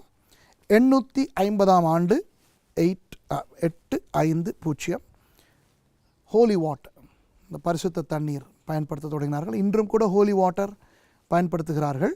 ஆனால் முதல் 800 வருஷங்களாக அது இருக்கவில்லை. 850 தான் தொடங்கியது. 890ஆம் ஆண்டு மரியாளின் கணவனாகிய யோசேப்பை வணங்குகின்ற சட்டம் கத்தோலிக்க சபையிலே இயற்றப்பட்டது. ஒரு சட்டமே இருக்கிறது, யோசேப் அவர்களை வணங்கலாம் என்று. மறுபடி நான் மரியாளுக்கு சொன்னது ஒத்த ஒரு கதையை நான் யோசேப்பை பற்றியும் சொல்லுகிறேன். யோசேப்பு ஒரு கௌரவமான மனிதன். மரியாள் ஒரு கன்னியாக இருந்து கர்ப்பவதியானார் என்று தேவதூதன் வந்து சொன்ன பொழுது, முதலில் அவர் கேள்விப்பட்ட பொழுது ரகசியமாய் தள்ளிவிட நினைத்த ஒரு நல்ல மனிதன். மரியாளினுடைய நடத்தையில் கொஞ்சம் சந்தேகம் வந்தது. யாருக்கு தான் வராது? ஒரு கன்னிகை கர்ப்பவதியாகிவிட்டார். ஆனால் தேவதூதன் வந்து சொன்னதை கேட்டு அவர் அந்த மரியாளை தன்னிடமாய் சேர்த்து கொண்டு, அவர் நல்ல ஒரு பரிசுத்தவானாக வாழ்ந்தவர், அவரை கனம் பண்ண வேண்டும். ஆனால் அவரை வணங்குகின்ற சட்டம் 890ஆம் ஆண்டு ஏற்படுத்தப்பட்டது. சரியா? கிறிஸ்தவம் தொடங்கி கிட்டத்தட்ட 1000 வருஷங்கள் ஆகிவிட்டன. 995ஆம் ஆண்டு ஒரு ஒரு பயங்கரமான ஒரு விஷயம் வந்தது. என்ன தெரியுமா? பரிசுத்தவான்கள் என்று சொல்லுகிறோமே, அதாவது இயேசுவின் சீஷர்கள் தொடங்கி மரியாள், யோசேப்பா இருக்கட்டும், அதிலிருந்து சபை சரித்திரத்தில் வந்த பரிசுத்தவான்கள், ஹெலேனா எல்லாம் கூட பரிசுத்தவான்கள் என்று அறியப்பட்டார்கள். இறந்து போன பாப்பாண்டவர்களை எல்லாம் பரிசுத்தவான்கள், செயின்ட்ஹுட் கொடுக்க ஆரம்பித்தார்கள். இந்த மரித்து போன இந்த பரிசுத்தவான்கள் சொல்லுவதெல்லாம் வேத வாக்கியத்துக்கு ஒப்பானவை என்ற ஒரு பயங்கரமான சட்டம் கொண்டு வரப்பட்டது. அன்பானவர்களே, நீங்களே சொல்லுங்கள், வேதம் தானே ஆண்டவருடைய வார்த்தை. வேதம் அல்லவா தேவனுடைய வார்த்தை. அப்போது தேவனுடைய வார்த்தைக்கு புறம்பான ஒன்றை யார் சொன்னாலும் நாங்கள் அதை ஏற்றுக்கொள்ளக்கூடாது அல்லவா? ஆனால் மரித்துப்போன பரிசுத்தவான்கள் என்ன சொன்னார்களோ அதெல்லாம் தேவ வார்த்தைக்கு இணையாக ஏற்றுக்கொள்ளப்பட வேண்டும் என்ற ஒரு சட்டம் 995 ஆண்டு கொண்டு வரப்பட்டது. அதனால் தான் இன்றைக்கு கத்தோலிக்க சபைகளில் நீங்கள் பார்த்தால் வேத வாக்கியம் பைபிள் இல்லை, அது பாரம்பரியத்தில் இருக்கிறது, பரிசுத்தவான்கள் சொல்லி இருக்கிறார்கள் என்று சொல்லுவார்கள். இதனால் தான். அப்புறம் 998 ஆண்டு வெள்ளிக்கிழமைகளிலே உபவாசம் இருப்பதும், லெந்து நாட்களிலே உபவாசம் இருப்பதும், மச்சம் மாமிசம் சாப்பிடாமல் இருப்பதும் கொண்டு வரப்பட்டது. இன்று வரை அது நடைபெறுகிறது. இப்போது 1070 ஆண்டு அநேகர் இந்த பாப்பாண்டவர் மாறை பானிஃபேஸ் 3வது பானிஃபேஸிலிருந்து அப்பொழுது வரை இருந்த பாப்பாண்டவர்களை குற்றம் காண ஆரம்பித்து விட்டார்கள். ஆகவே 1070 அந்த ஆண்டிலே ஒரு சட்டம் போடப்பட்டது. பாப்பாண்டவர் தவறில்லாதவர், இன்ஃபாலிபிலிட்டி ஆஃப் த போப், பாப்பாண்டவர் தவறு செய்ய முடியாதவர் என்ற ஒரு சட்டம் போடப்பட்டது. அவர் தவறு செய்ய மாட்டார் என்றால் அவர் தேவனுடைய பிரதிநிதி என்ற ஒரு சட்டம் கொண்டு வரப்பட்டது. சரியா? ஆனால் நான் உங்களுக்கு ஒன்றை ஞாபகப்படுத்த விரும்புகிறேன் அன்பானவர்களே. இது போடப்பட்டது 1070 ஆண்டு. 1998 ஆண்டு சமீபத்தில் இறந்து போனாரே போப் 2வது போப் ஜான் பால் II, அதாவது 2வது பாப்பாண்டவர், 2வது அருளப்பர் சின்னப்பர். அவர் 98 ஆண்டு தனக்கு முன்னே இருந்த பாப்பாண்டவர்களுடைய தவறுகளுக்காக பொது மன்னிப்பு கேட்டார் என்பது ஒரு பெரிய ஒரு சரித்திரத்தை உலுக்கிய ஒரு விஷயம். உங்களுக்கு ஞாபகம் இருக்கிறதா? 98 ஆண்டு. அப்போ 1070 பாப்பாண்டவர் தவறு செய்ய மாட்டார் என்று கொண்டு வந்த அந்த சட்டம் பிழை என்று ஒரு பாப்பாண்டவரே சொல்லிவிட்டார் அல்லவா? ஆகவே இதை கவனத்தில் கொள்வோம். 1079 ஒரு சட்டம் கொண்டு வரப்பட்டது. என்ன தெரியுமா? ஊழியக்காரர்கள் திருமணம் செய்யக்கூடாது என்று. அப்போது ஆரம்பத்தில் ஊழியக்காரர்கள் எல்லாரும் கல்யாணம் கட்டியிருந்தார்கள். ஆனால் 1079 பிறகுதான் ஊழியக்காரர்கள் திருமணம் செய்யக்கூடாது என்கின்ற அந்த சட்டம் கொண்டு வரப்பட்டது. 1090 ஜெபமாலை அறிமுகப்படுத்தப்பட்டது. இன்றைக்கு தமிழ் கிறிஸ்தவர்கள் சில பேருடைய பெயரே ஜெபமாலை தானே. ஆனால் அந்த ஜெபமாலை விஷயம் கொண்டு வரப்பட்டது எப்போ தெரியுமா? 1090 1090 ஆண்டில்.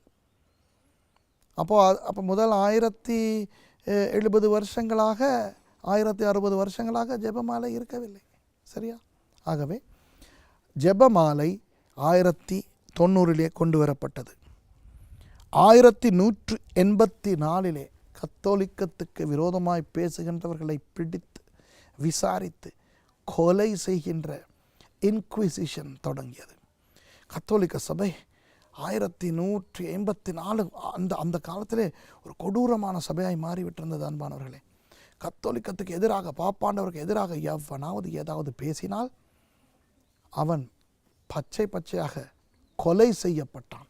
அப்படி ஒரு பயங்கர ஒரு விஷயம் வந்தது. ஆகவே அநேக ஜனங்கள் பயப்பட ஆரம்பித்தார்கள். ஐயோ, கத்தோலிக்கத்துக்கு விரோதமாக பேசிவிட்டேனே, என்னை கொல்லுவார்களே என்று.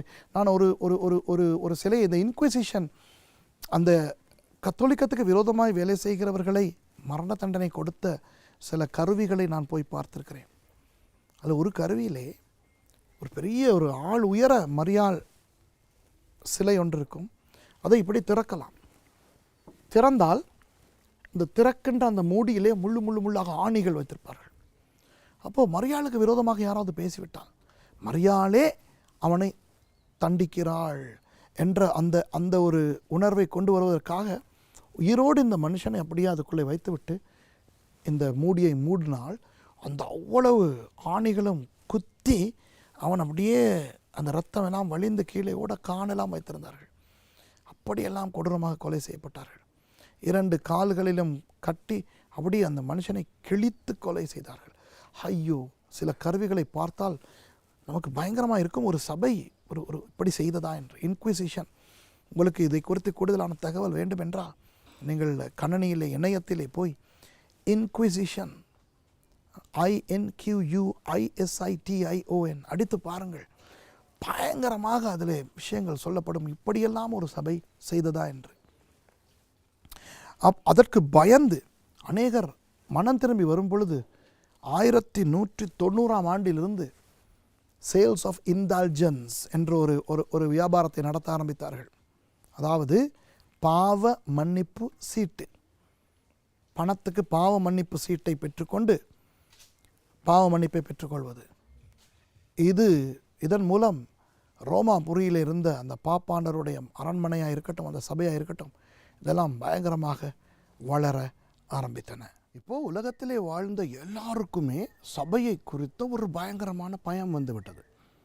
ஏனென்றால் சபையை குறித்தோ அல்லது சபையின் உபதேசங்களை குறித்தோ அல்லது சபையின் சட்டத்திட்டங்களை குறித்தோ அல்லது பாப்பாண்டவரை குறித்தோ அல்லது சபையின் தலைவர்களை குறித்தோ ஏதாவது பேசிவிட்டால் இந்த மாதிரியான பயங்கர கொடூரமான தண்டனை வழங்கப்படுகின்றது என்றபடியினால் உலகில், அதாவது கிறிஸ்தவ நாடுகளாக காணப்பட்ட எல்லா நாடுகளிலும் வாழ்ந்தவர்கள் பயத்திலே வாழ்ந்து வந்தார்கள்.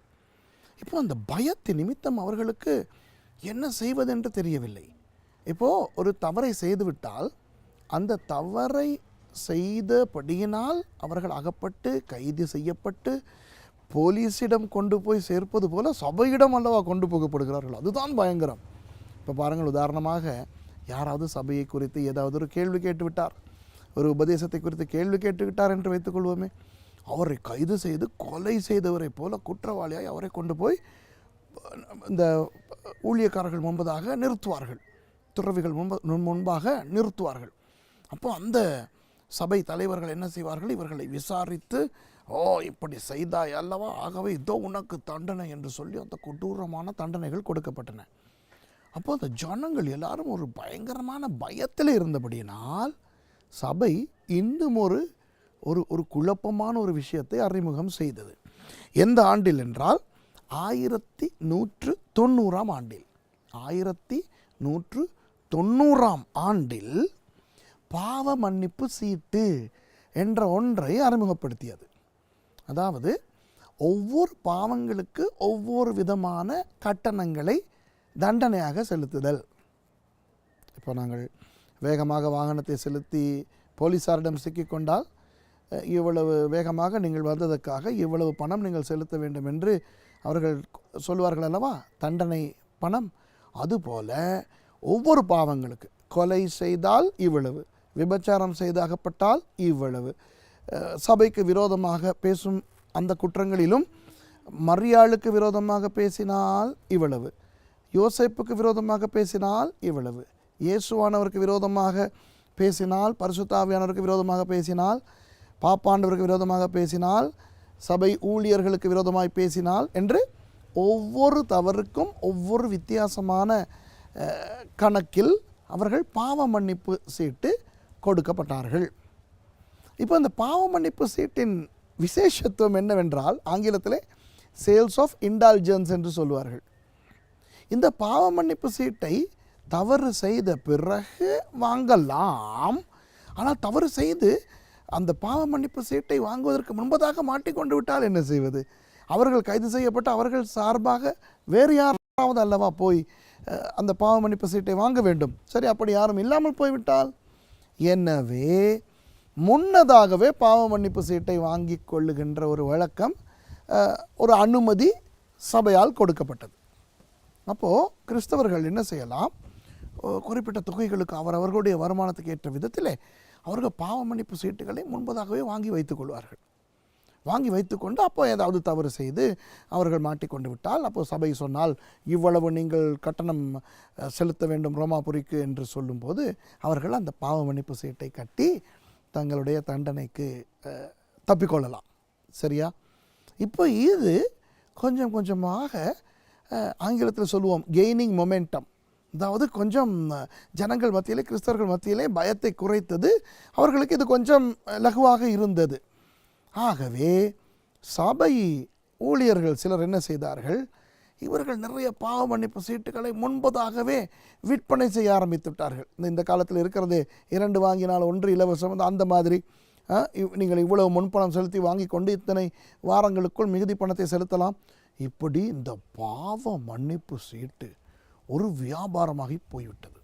இப்போ பாருங்கள், 1190ஆம் ஆண்டு வரையில் கிறிஸ்தவ சபையிலே இந்த மாதிரியான ஒன்று இருக்கவில்லை தெரியுமா? பாவ மன்னிப்பு சீட்டு என்று ஒன்று இருக்கவில்லை தெரியுமா? அப்போது இவர்கள் இதை கொண்டு வந்து அதை வியாபாரமாக்கி விட்டார்கள். சரி, இப்படியே போகும்போது நான் இன்னும் ஒரு சம்பவத்தை சொல்லுகிறேன்.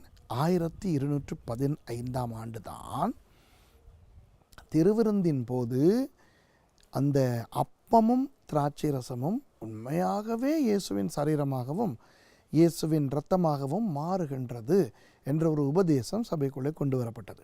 அன்பானவர்களே, நமது ஆண்டவர் இயேசு கிறிஸ்து அவர் திருவிருந்தை நமக்கு அறிமுகம் செய்த பொழுது சிலுவையின் மரணத்துக்கு முன்பதாகவே அதை அறிமுகம் செய்தார். மேல் வீட்டிலே தன்னுடைய சீஷர்களை அவர் உட்கார வைத்து அவர்களுக்கு இந்த அப்பத்தையும் திராட்சரசத்தையும் அந்த பஸ்கா உணவாக கொடுத்து அவர் சொன்னார், இது உங்களுக்காக பிற்கப்படுகிற என்னுடைய சரீரம், இது உங்களுக்காக சிந்தப்படுகிற என்னுடைய இரத்தம். அவர் அப்படி அந்த பஸ்காவை அவர் திருவிருந்தை கொடுக்கும் பொழுது அவருடைய சரீரம் இன்னும் உடைக்கப்படவும் இல்லை, அவருடைய இரத்தம் இன்னும் சிந்தப்படவும் இல்லை. ஆகவே அவருடைய உண்மையான சரீரம் இருக்கத்தக்க, அவருடைய உண்மையான இரத்தம் இன்னும் சிந்தப்படாமல் இருக்கத்தக்க அவர் திருவிருந்தை கொடுத்ததன் மூலம் அவர் என்ன தெரியுமா காட்டுகிறார்? நீங்கள் அருந்துகிற இந்த அப்பமும் இந்த திராட்சை ரசமும் என்னுடைய உண்மையான சரீரமும் உண்மையான இரத்தமும் அல்ல, ஆனால் என்னுடைய சரீரத்துக்கும் என்னுடைய இரத்தத்துக்கும் அடையாளங்கள். அப்போது நீங்கள் இந்த அப்பத்தை புசிக்கும்போது உங்களுக்காக உடைக்கப்பட்ட என்னுடைய சரீரத்தை நினைவு கூறுங்கள். இந்த திராட்சை ரசத்தை நீங்கள் பானம் பண்ணும் பொழுது உங்களுக்காக சிந்தப்பட்ட என்னுடைய இரத்தத்தையும் அதனால் உண்டான இந்த புதிய உடன்படிக்கையும் நினைத்து கொள்ளுங்கள்.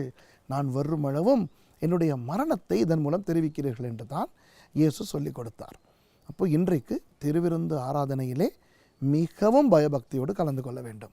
திருவிருந்து எடுக்கும் பொழுது அந்த அப்பம் திராட்சை ரசம் உடைக்கப்பட்ட இயேசுவினுடைய சரீரத்தையும் சிந்தப்பட்ட இயேசுவின் இரத்தத்தையும் அடையாளமாய் வைத்திருக்கின்றன என்பதனை மறந்து போகாமல் மிகவும் பயபக்தியோடு அதிலே பங்கு கொள்ள வேண்டும்.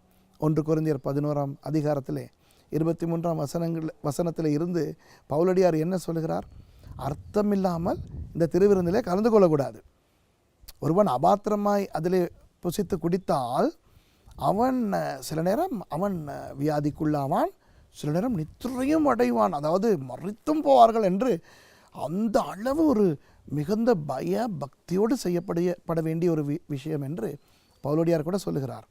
அவ்வளவு பயபக்தியோடு செய்யப்பட வேண்டிய ஒரு விஷயமாய் இருந்தாலும் அது உண்மையான இயேசுவின் சரீரமாயோ உண்மையான இயேசுவின் இரத்தமாயோ மாறுவதில்லையே. ஆனால் 1215 அப்படி ஒரு உபதேசம் சபைக்குள்ளே கொண்டு வரப்பட்டது. அதற்கு ஆங்கிலத்திலே டாக்ட்ரின் ஆஃப் டிரான்ஸ்சப்ஸ்டான்சியேஷன் என்று சொல்வார்கள். அப்போ இன்றைக்கும் நீங்கள் பார்த்தால் கத்தோலிக்க சபைகளிலே திருவிருந்து அருந்தும் பொழுது அதை உண்மையாக இயேசுவின் சரீரமாகவும் இயேசுவின் இரத்தமாகவும் மாறுகின்றது என்று அவர்கள் நினைத்தார்கள், சொல்லிக் கொடுக்கிறார்கள். இப்போ ஒரு சில வருஷங்களுக்கு பிறகு ஒரு சம்பவம் நடந்தது. அதாவது 1414ஆம் ஆண்டுக்கு வருவோம். கிட்டத்தட்ட 200 வருஷங்கள் என்று வைத்துக்கொள்வோமே. 1215 இந்த டாக்ட்ரின் ஆஃப் டிரான்ஸ்சப்ஸ்டான்சியேஷன் வந்த கிட்டத்தட்ட 200 வருஷங்களுக்கு பிறகு 1414 ஒரு பெரிய ஒரு சம்பவம் நடந்தது ஐரோப்பாவிலே, அதுவும் தென் ஐரோப்பாவிலே. எப்படி என்றால் இந்த இத்தாலியா, தெற்கு பிரான்ஸ், சுவிட்சர்லாந்து இந்த நாடுகளில் எல்லாம் ஒரு பெரிய காட்டுத்தீ பரவியது. காட்டுத்தீ. இப்போ இந்த காட்டு தீயினால் பாதிக்கப்பட்ட ஆயிரக்கணக்கான பல்லாயிரக்கணக்கான ஏக்கர் திராட்சை தோட்டங்கள் எரிந்து நாசமாயின. இவையெல்லாம் கிறிஸ்தவ நாடுகள் சரித்திரத்தின்படி பார்க்கும்போது.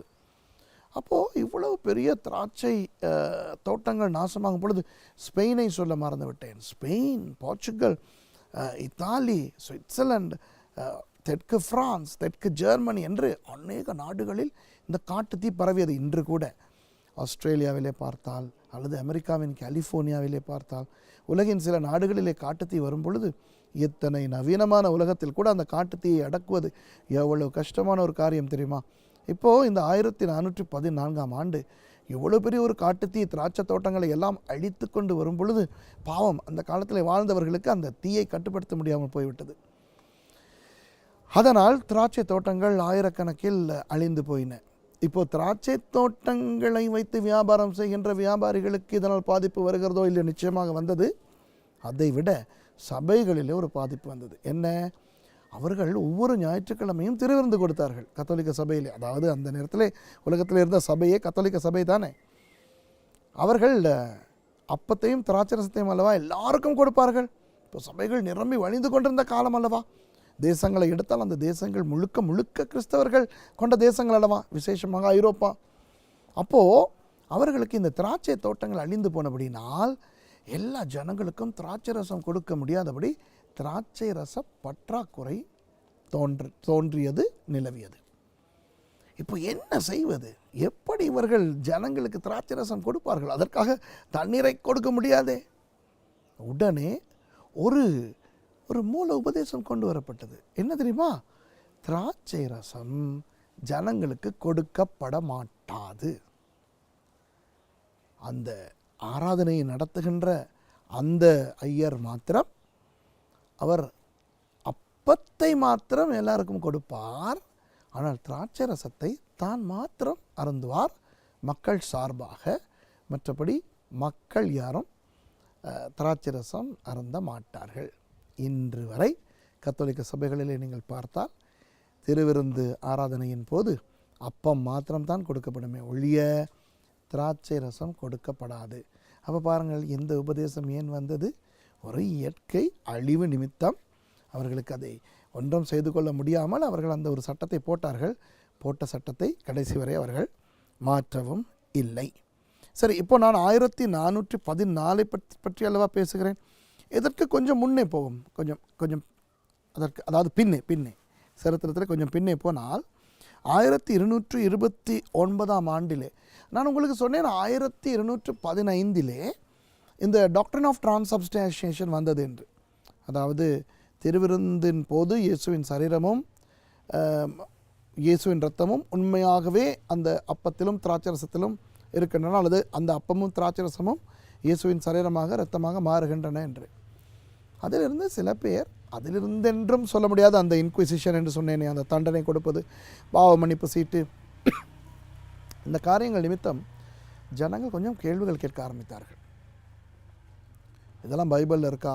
உண்மை தானே. இப்போ இன்றைக்கு கூட ஏதாவது சில விஷயங்கள் பேசும்போது அவர்கள் கேட்பார்கள், பைபிளில் இருக்கிறதா என்று. அது நியாயமான ஒரு கேள்வி. இப்போது வேதத்தை வாசித்த சிலர் வேதத்தில் இல்லாத ஆயிரக்கணக்கான விஷயங்கள் சபைக்குள்ளே வந்துவிட்டதை பார்த்தபோது எல்லாருமே சும்மா இருக்க மாட்டார்கள் தானே. சில பேர் கேள்வி கேட்டார்கள். அப்போது கேள்விகள் கேட்ட பொழுது பாதிரியார்மாருக்கு அதற்குரிய பதில் சொல்ல முடியாமல் இருந்தது. அப்புறம் சில பிரச்சனைகள் பாப்பாண்டவர் வரை சென்றன. வத்திக்கானுக்கே அந்த பிரச்சனைகள் கொண்டு போகப்பட்டன. அவர்களுக்கே சில நேரம் இந்த வேதத்தில் இல்லாதபடியினால் இவர்கள் ஏன் இப்படி செய்கிறார்கள் என்று சொல்லிக்கொள்ள முடியாமல் போய்விட்டது. பார்த்தார்கள், சரி வரவில்லை. ஒரு சட்டத்தை போட்டார்கள். 1229ஆம் ஆண்டு ஒரு சட்டம் போடப்பட்டது. என்ன தெரியுமா? பரிசுத்த வேதாகமம் எந்த அளவு பரிசுத்தம் என்றால் கண்டவனும் அதை வாசிக்க முடியாது. பாதிரியார் மாத்திரம்தான், ஐயர்கள் மாத்திரம்தான் வேதாகமத்தை வாசிக்கலாம். Bible forbidden for layman. வேதத்தை சாதாரண விசுவாசிகள் வாசிக்க முடியாது என்ற சட்டம் கொண்டு வரப்பட்டது. அன்பானவர்களே, நான் சின்ன வயதினனாக இருந்த பொழுது, அப்பொழுது கூட எனக்கு தெரியும், கத்தோலிக்கர்கள் கையிலே வேதம் இருக்காது. அவர்கள் வேதத்தை படிக்க மாட்டார்கள். பாதிரியார் தான் வேதத்தை பிரசங்கம் பண்ணுவார். ஆனால் காலப்போக்கில் இப்போது மாறிவிட்டது. இப்போது நீங்கள் கத்தோலிக்க வேதாகமங்களை எங்கு வேண்டுமானாலும் வாங்கலாம். சரியா? அப்போ 1229ஆம் ஆண்டு தான் அவர்கள் அந்த மாதிரி ஒரு சட்டத்தை கொண்டு வந்தார்கள். சரி, இப்போது 1512ஆம் ஆண்டு சபை சரித்திரத்தில் ஒரு பெரிய திருப்பு முனையாய் அமைந்த ஒரு வருஷம். அந்த வருஷத்திலே நாம் சந்திக்கின்ற நபருக்கு பெயர் மார்ட்டின் லூதர். ஜெர்மனியின் விட்டன்பர்க் நகரிலே ஒரு பாதிரியாராய் இருந்தவர். அவருடைய கதை ஒரு அழகான கதை. சின்ன வயதிலிருந்தே ஒரு வக்கீலாக வேண்டும் என்று நன்றாக படித்து வளர்ந்தவர், நல்ல கல்விமான். அவர் ஜெர்மன் மொழி மாத்திரமல்ல, லத்தீன் பயின்றார். அத்தோடு அவர் கிரேக்க மொழியும் பயின்றார். இப்போ எல்லாரும் லத்தீன் மொழி தான் பேசுவார்களே ஒழிய அவர்கள் கிரேக்க மொழி பேசுவதில்லை. ஏனென்றால் 404ஆம் ஆண்டு ஃபாதர் ஜெரோம் என்று சொல்லுகிற ஒருவர் வேதத்தை லத்தீன் மொழிக்கு மொழிபெயர்த்தார் என்று உங்களுக்கு சொன்னேன், ஞாபகம் இருக்கிறதா? Father Jerome. அதற்கு வல்கேட் என்று பெயர். ஆகவே சபையினர் எந்த மொழியிலே வேதத்தை வாசிக்கிறார்கள்? லத்தீன் மொழியிலே. இப்போ அந்த லத்தீன் மொழியிலே இருந்த வேதத்தை வாசித்தே சங்கடப்பட்ட சிலர் கேள்விகள் கேட்க போய் தான் 1229ஆம் ஆண்டிலிருந்து வேதத்தை யாரும் வாசிக்கக்கூடாது, பாதிரியார்மார் மாத்திரம்தான் வாசிக்க வேண்டும் என்ற சட்டம் கொண்டு வரப்பட்டது. இப்போ இவர் மார்ட்டின் லூதர், இவர் லத்தீன் பயின்றவர், ஜெர்மன் மொழி தெரிந்தவர், அதெல்லாம் போக கிரேக்க மொழியும் படித்து விட்டார். இவர் ரொம்ப பக்தி உள்ள ஒருவர், வக்கீலாக படித்து கடைசியிலே தான் படித்த அந்த விட்டன்பர்க் யூனிவர்சிட்டியிலேயே அவர் ஒரு துறவியாய் மாறி, ஒரு பாதிரியாராய் மாறி, அந்த சாப்பலின் சாப்ளைனாக மாறிவிட்டார். அந்த யூனிவர்சிட்டி சர்வகலாசாலையில் இருந்த சபையின் பாதிரியாராக அவர் பதவியேற்று விட்டார். ரொம்ப பக்தி வைராக்கியம் கொண்ட ஒரு மனுஷன் இந்த மார்ட்டின் லூதர். ரொம்ப ஒரு தாழ்மையான ஒரு வாழ்க்கை வாழ்கிறவர். படித்திருக்கிறோம் என்ற கர்வம் அதெல்லாம் அவருக்கு கிடையாது. அவர் என்ன செய்தார்? அவருக்கு சரியான ஆசை ரோமாபுரிக்கு, அதுவும் வத்திக்கானுக்கு பாத யாத்திரை போய் வர வேண்டும் என்று. இப்போ அந்த காலத்தில் பாத யாத்திரை இல்லை என்றால் குதிரை வண்டிகளிலே போவார்கள், குதிரைகளிலே போவார்கள். இந்த காலத்தில் மாதிரி ட்ரெயின், பஸ், விமானம் எல்லாம் இல்லை. ஆனால் அவர் பாத யாத்திரை போக வேண்டும் என்று எண்ணி ஒரு நாள் விட்டன்பர்கில் இருந்து அவர் ரோமாபுரிக்கு புறப்பட்டார். ஜெர்மனியிலே அவர் விட்டன்பர்கிலிருந்து அப்படி தெற்காக முன்ஷன், ஸ்டுட்கார்ட் என்று அவர் பிரயாணித்து வரும் பொழுது, அவர் பகல் முழுக்க பிரயாணித்து இரவுகளில் எல்லா இடங்களிலும் சபைகள் இருக்கும் அல்லவா, துறவு மடங்கள் இருக்கும், மொனாஸ்ட்ரி என்று சொல்வோம், அல்லது சபைகள் இருக்கும். அங்கே எங்காவது போய் அவர் ஒரு பாதிரியார் என்றபடினால் இரவை கழித்து விட்டு மறுநாள் அவர் தன்னுடைய பயணத்தை தொடருவார். இவர் கவனித்த ஒரு விஷயம் என்னவென்றால், ஜெர்மனியில் இருந்து அப்படியே தெற்கு ஜெர்மனி வழியாக அவர் வந்து அப்படியே இத்தாலிக்குள் வந்து அவர் பிரயாணிக்கும் போது அவர் கவனித்தது, இப்படி தெற்கு நோக்கி போக போக அங்கு இருக்கின்ற துறவு மடங்களினுடைய தன்மைகள் வித்தியாசமாக இருந்தன. இவர் வாழ்ந்த அந்த மேற்கு ஜெர்மனி பிரதேசத்திலே இருந்த அந்த துறவு மடங்கள், சபைகள் காணப்பட்ட விதத்தில் இருந்து அவர் புறப்பட்டு போய்கொண்டிருக்கின்ற தெற்கு பிரதேசங்களிலே உள்ள துறவு மடங்கள், சபைகள் எல்லாம் கூடுதலான ஐஸ்வர்யம் உள்ளவையாக, வசதிகள் உள்ளவையாக, அங்குள்ள பாதிரியார்மாரெல்லாம் கொஞ்சம் நல்ல வசதியாக உடை அணிந்து கொண்டு, அவர்களுடைய உணவுகள் எல்லாம் கொஞ்சம் வித்தியாசமான நல்ல வசதியான உணவுகள், இவற்றையெல்லாம் கவனிக்க தொடங்கினார். சரி என்று மனதில் வைத்து கொண்டு போனார். இவரும் ஒரு பாதிரியாராக பாவ மன்னிப்பு சீட்டை விற்று கொண்டிருப்பவர் தானே.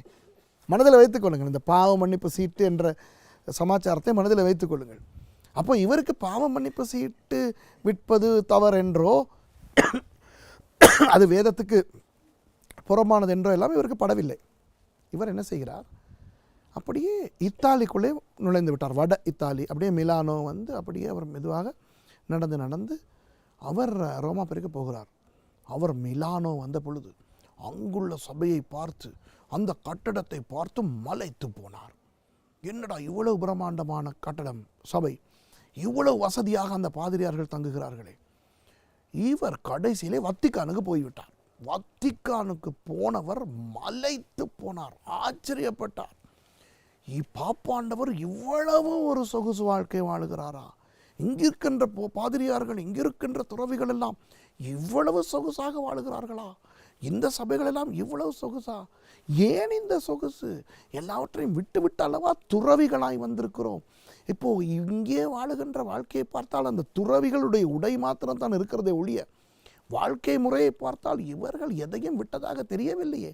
மாறாக உலகில் கிடைக்காத வசதிகளும் வாய்ப்புகளும் இந்த துறவு வாழ்க்கைக்குள்ளே இருக்கிறது என்று மனம் உடைந்து போனார். மனம் உடைந்தவராகத்தான் இவர் அங்கிருந்து திரும்பி ஜெர்மனிக்கு வந்தார்.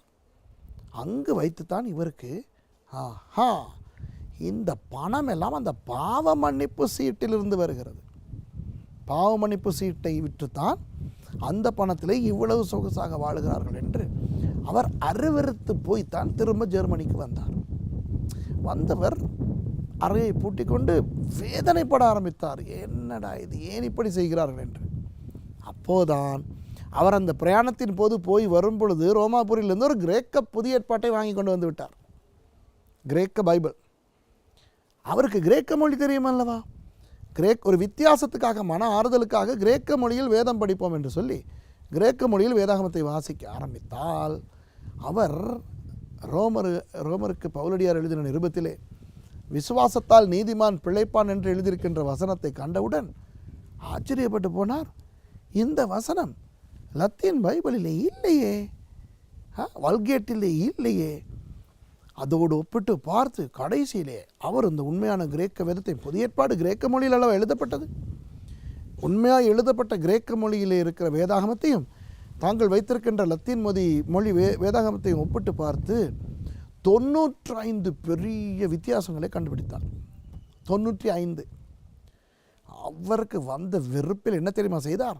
ஒரு நாள் விட்டன்பர்கில் அவருடைய சபையின் அந்த பெரிய கதவிக்கு வெளியே அந்த 95 உபதேசங்களையும் அவர் எழுதி அவர் ஒரு அறிவித்தல் போட்டார். இனி இந்த சபைக்குள்ளே வருகிறவன் இந்த 95 நம்பிக்கைகளையும் நம்பினால் தான் உள்ளே வர வேண்டும், மற்றவனெல்லாம் வராதே என்று.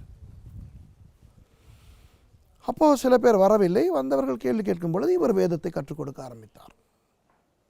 இவர் முதல் நிறுத்தியது அந்த பாவ மன்னிப்பு சீட்டை தான் நிறுத்திவிட்டார். பாவ மன்னிப்பு சீட்டை நிறுத்திவிட்டார்.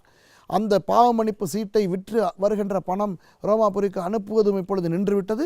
அங்கிருந்து தகவல் வருகிறது, போப் லியோ அவர் செய்தி அனுப்புகிறார், ஏன் பணம் வரவில்லை என்று. இவர் சொன்னார், செய்தி அனுப்பினார், பணம் அனுப்ப மாட்டேன், இது வேதத்துக்கு முரணானது என்று. உடனே பாப்பாண்டவர் பெரிய பிரச்சனைப்பட்டு அவர் மார்ட்டின் லூத்தருக்கு அறிவித்தார், உடனே வா, வத்திக்கானுக்கு உன்னை வைத்து பேச வேண்டும் என்று. இவர் சொன்னார், நான் வரமாட்டேன், இஷ்டமானால் நீங்கள் வாருங்கள் என்று. ஓ, இவன் திமிர் பிடித்தவன், பாப்பாண்டவருக்கே இவன் சவால் விடுகிறான் என்று அக்காலத்தை உலகமே குழம்பி போனது. கடைசியில் பாப்பாண்டவர் சில பேரை அனுப்பி, அந்த நேரத்தில் ஜெர்மனியை ஆட்சி செய்த மன்னனுடைய பேர் கேனிக் கால், அதாவது சார்ல்ஸ் மன்னன். அந்த மன்னனுடைய தலைமைத்துவத்தில் மார்ட்டின் லூத்தர் ஒரு புறமும் பாப்பாண்டவர் அனுப்பின அந்த கல்விமான்கள் ஒரு புறமுமாக இருந்து வாதாடினார்கள். அந்த வாதில் மார்ட்டின் லூதர் சும்மாவே வக்கீலுக்கு படித்தவர், இதிலும் 95 வித்தியாசங்களை கண்டுபிடித்து வைத்திருக்கிறார். இவரோடு வாதாட முடியுமா? ஏற்கனவே வத்திக்கான் போய் மனமுடைந்து வந்திருக்கிறார். உண்மையான பக்தி உள்ள ஒரு மனுஷனாக இருந்தவர். எனவே இவர் வாதாடின விதத்தில் அந்த பாப்பாண்டவருடைய பிரதிநிதிகளுக்கு இவருக்கு எதிராக வாதாட முடியவில்லை. இவர் தான் அந்த வாதிலை ஜெயித்தார். ஜெயித்த பிறகு இவரை கொலை செய்ய பார்த்தார்கள். ஆனால் இவரை சார்ந்தவர்கள் இவரை காப்பாற்றி கொண்டு போய் ஒழித்து வைத்திருந்த பொழுது இவர் என்ன செய்தார்? வேதத்தை ஜெர்மன் மொழிக்கு மொழிபெயர்த்தார். சரியா? ஜெர்மன் மொழிக்கு மொழிபெயர்த்து அவர் கொடுத்தார். அந்த காலத்தில் தான் ஜெர்மனியிலே அச்சு எந்திரம் கண்டுபிடிக்கப்பட்டது. சரியா? அந்த அச்சு எந்திரத்தில் முதல் அச்சிடப்பட்ட புத்தகம் கூட பரிசுத்த வேதாகமம் தான். அதற்கு பிறகு எல்லார் கையிலும் இந்த ஜெர்மன் மொழியிலே வேதாகமம் வந்த பொழுது ஜெர்மனியர்கள் நிறைய பேர் இவற்றை வாசித்துவிட்டு மார்ட்டின் லூதர் பக்கம் இணைந்து கொண்டார்கள். அதற்கு வத்திக்கான் மார்ட்டின் லூதரையும் அவரோடு சேர்ந்தவர்களையும் எப்படி குறிப்பிட்டது தெரியுமா?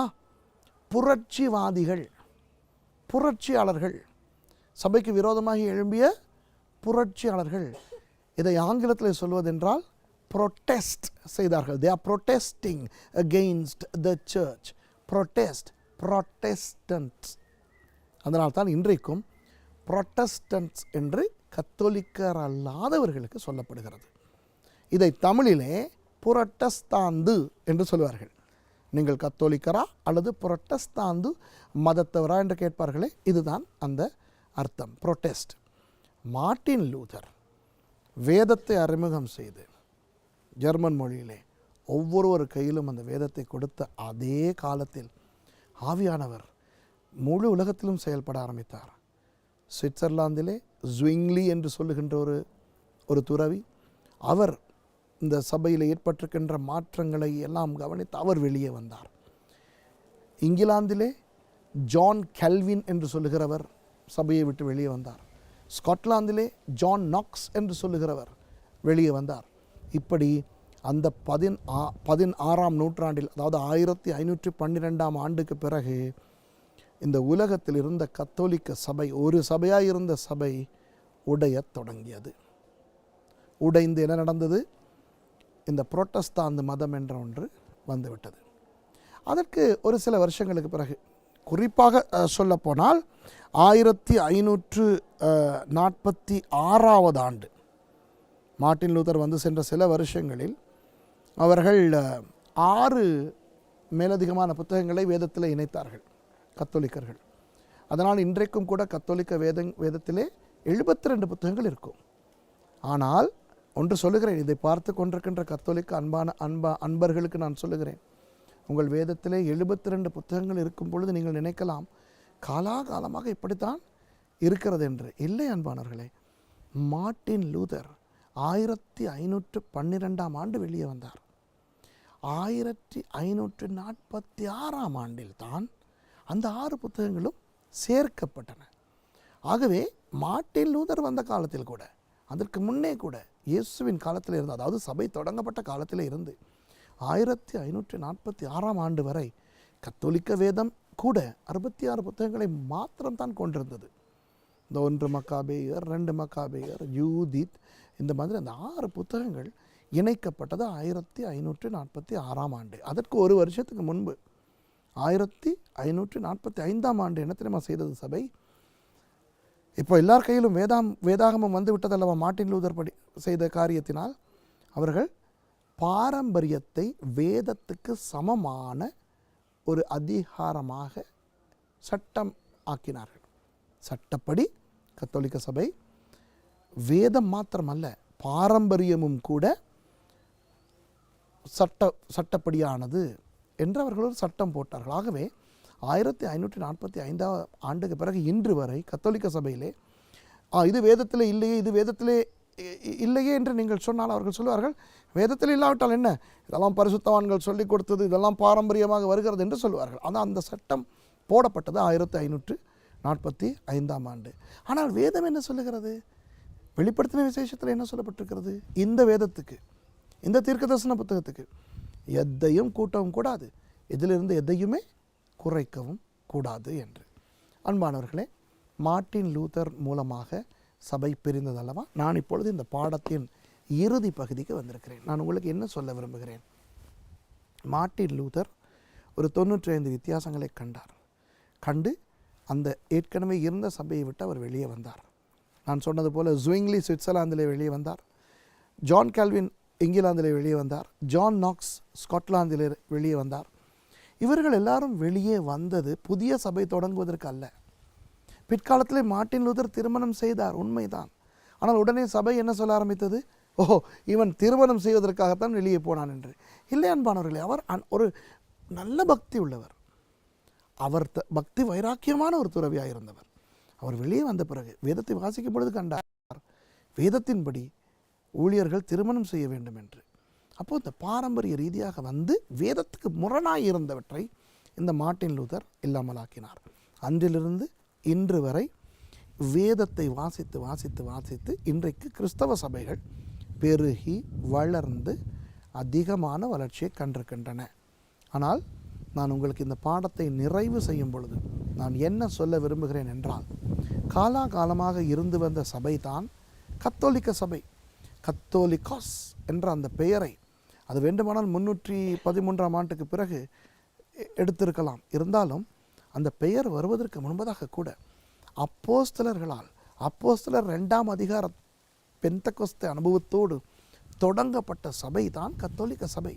கத்தோலிக்க சபை தான் ஆரம்பத்திலிருந்து இருந்து வருகிற சபை. அருமையான சபை, அழகான சபை, ஆசீர்வதிக்கப்பட்ட சபை, கர்த்தர் ஏற்படுத்தின சபை. ஆனால் 312ஆம் ஆண்டுக்கு பிறகு அன்பானவர்களே, அந்த சபைக்குள்ளே வேறு மதங்களின் விஷயங்களை பிசாசு கொண்டு வந்து போட்டான் என்று தான் சொல்ல வேண்டும்.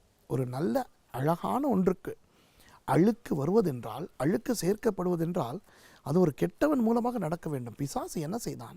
இந்த சபை சரித்திரத்திலே நான் உங்களுக்கு ஏற்கனவே இந்த பாடத்திலே அந்த திகதிகளை குறிப்பிட்டு கொஞ்சம் தான் சொல்லியிருக்கிறேன். இன்னும் எத்தனையோ இருக்கின்றன அன்பானவர்களே. இந்த பிசாசு ரோம மதத்தில் இருக்கின்ற அநேக விஷயங்களை கொண்டு வந்து இன்றைக்கு கத்தோலிக்க சபையை பார்த்தால் எப்படி இருக்கிறது என்றால் அன்பானவர்களே, ரோம மதம் கிறிஸ்தவ தலைப்புக்குள்ளே இருக்கிறது போல இருக்கிறது.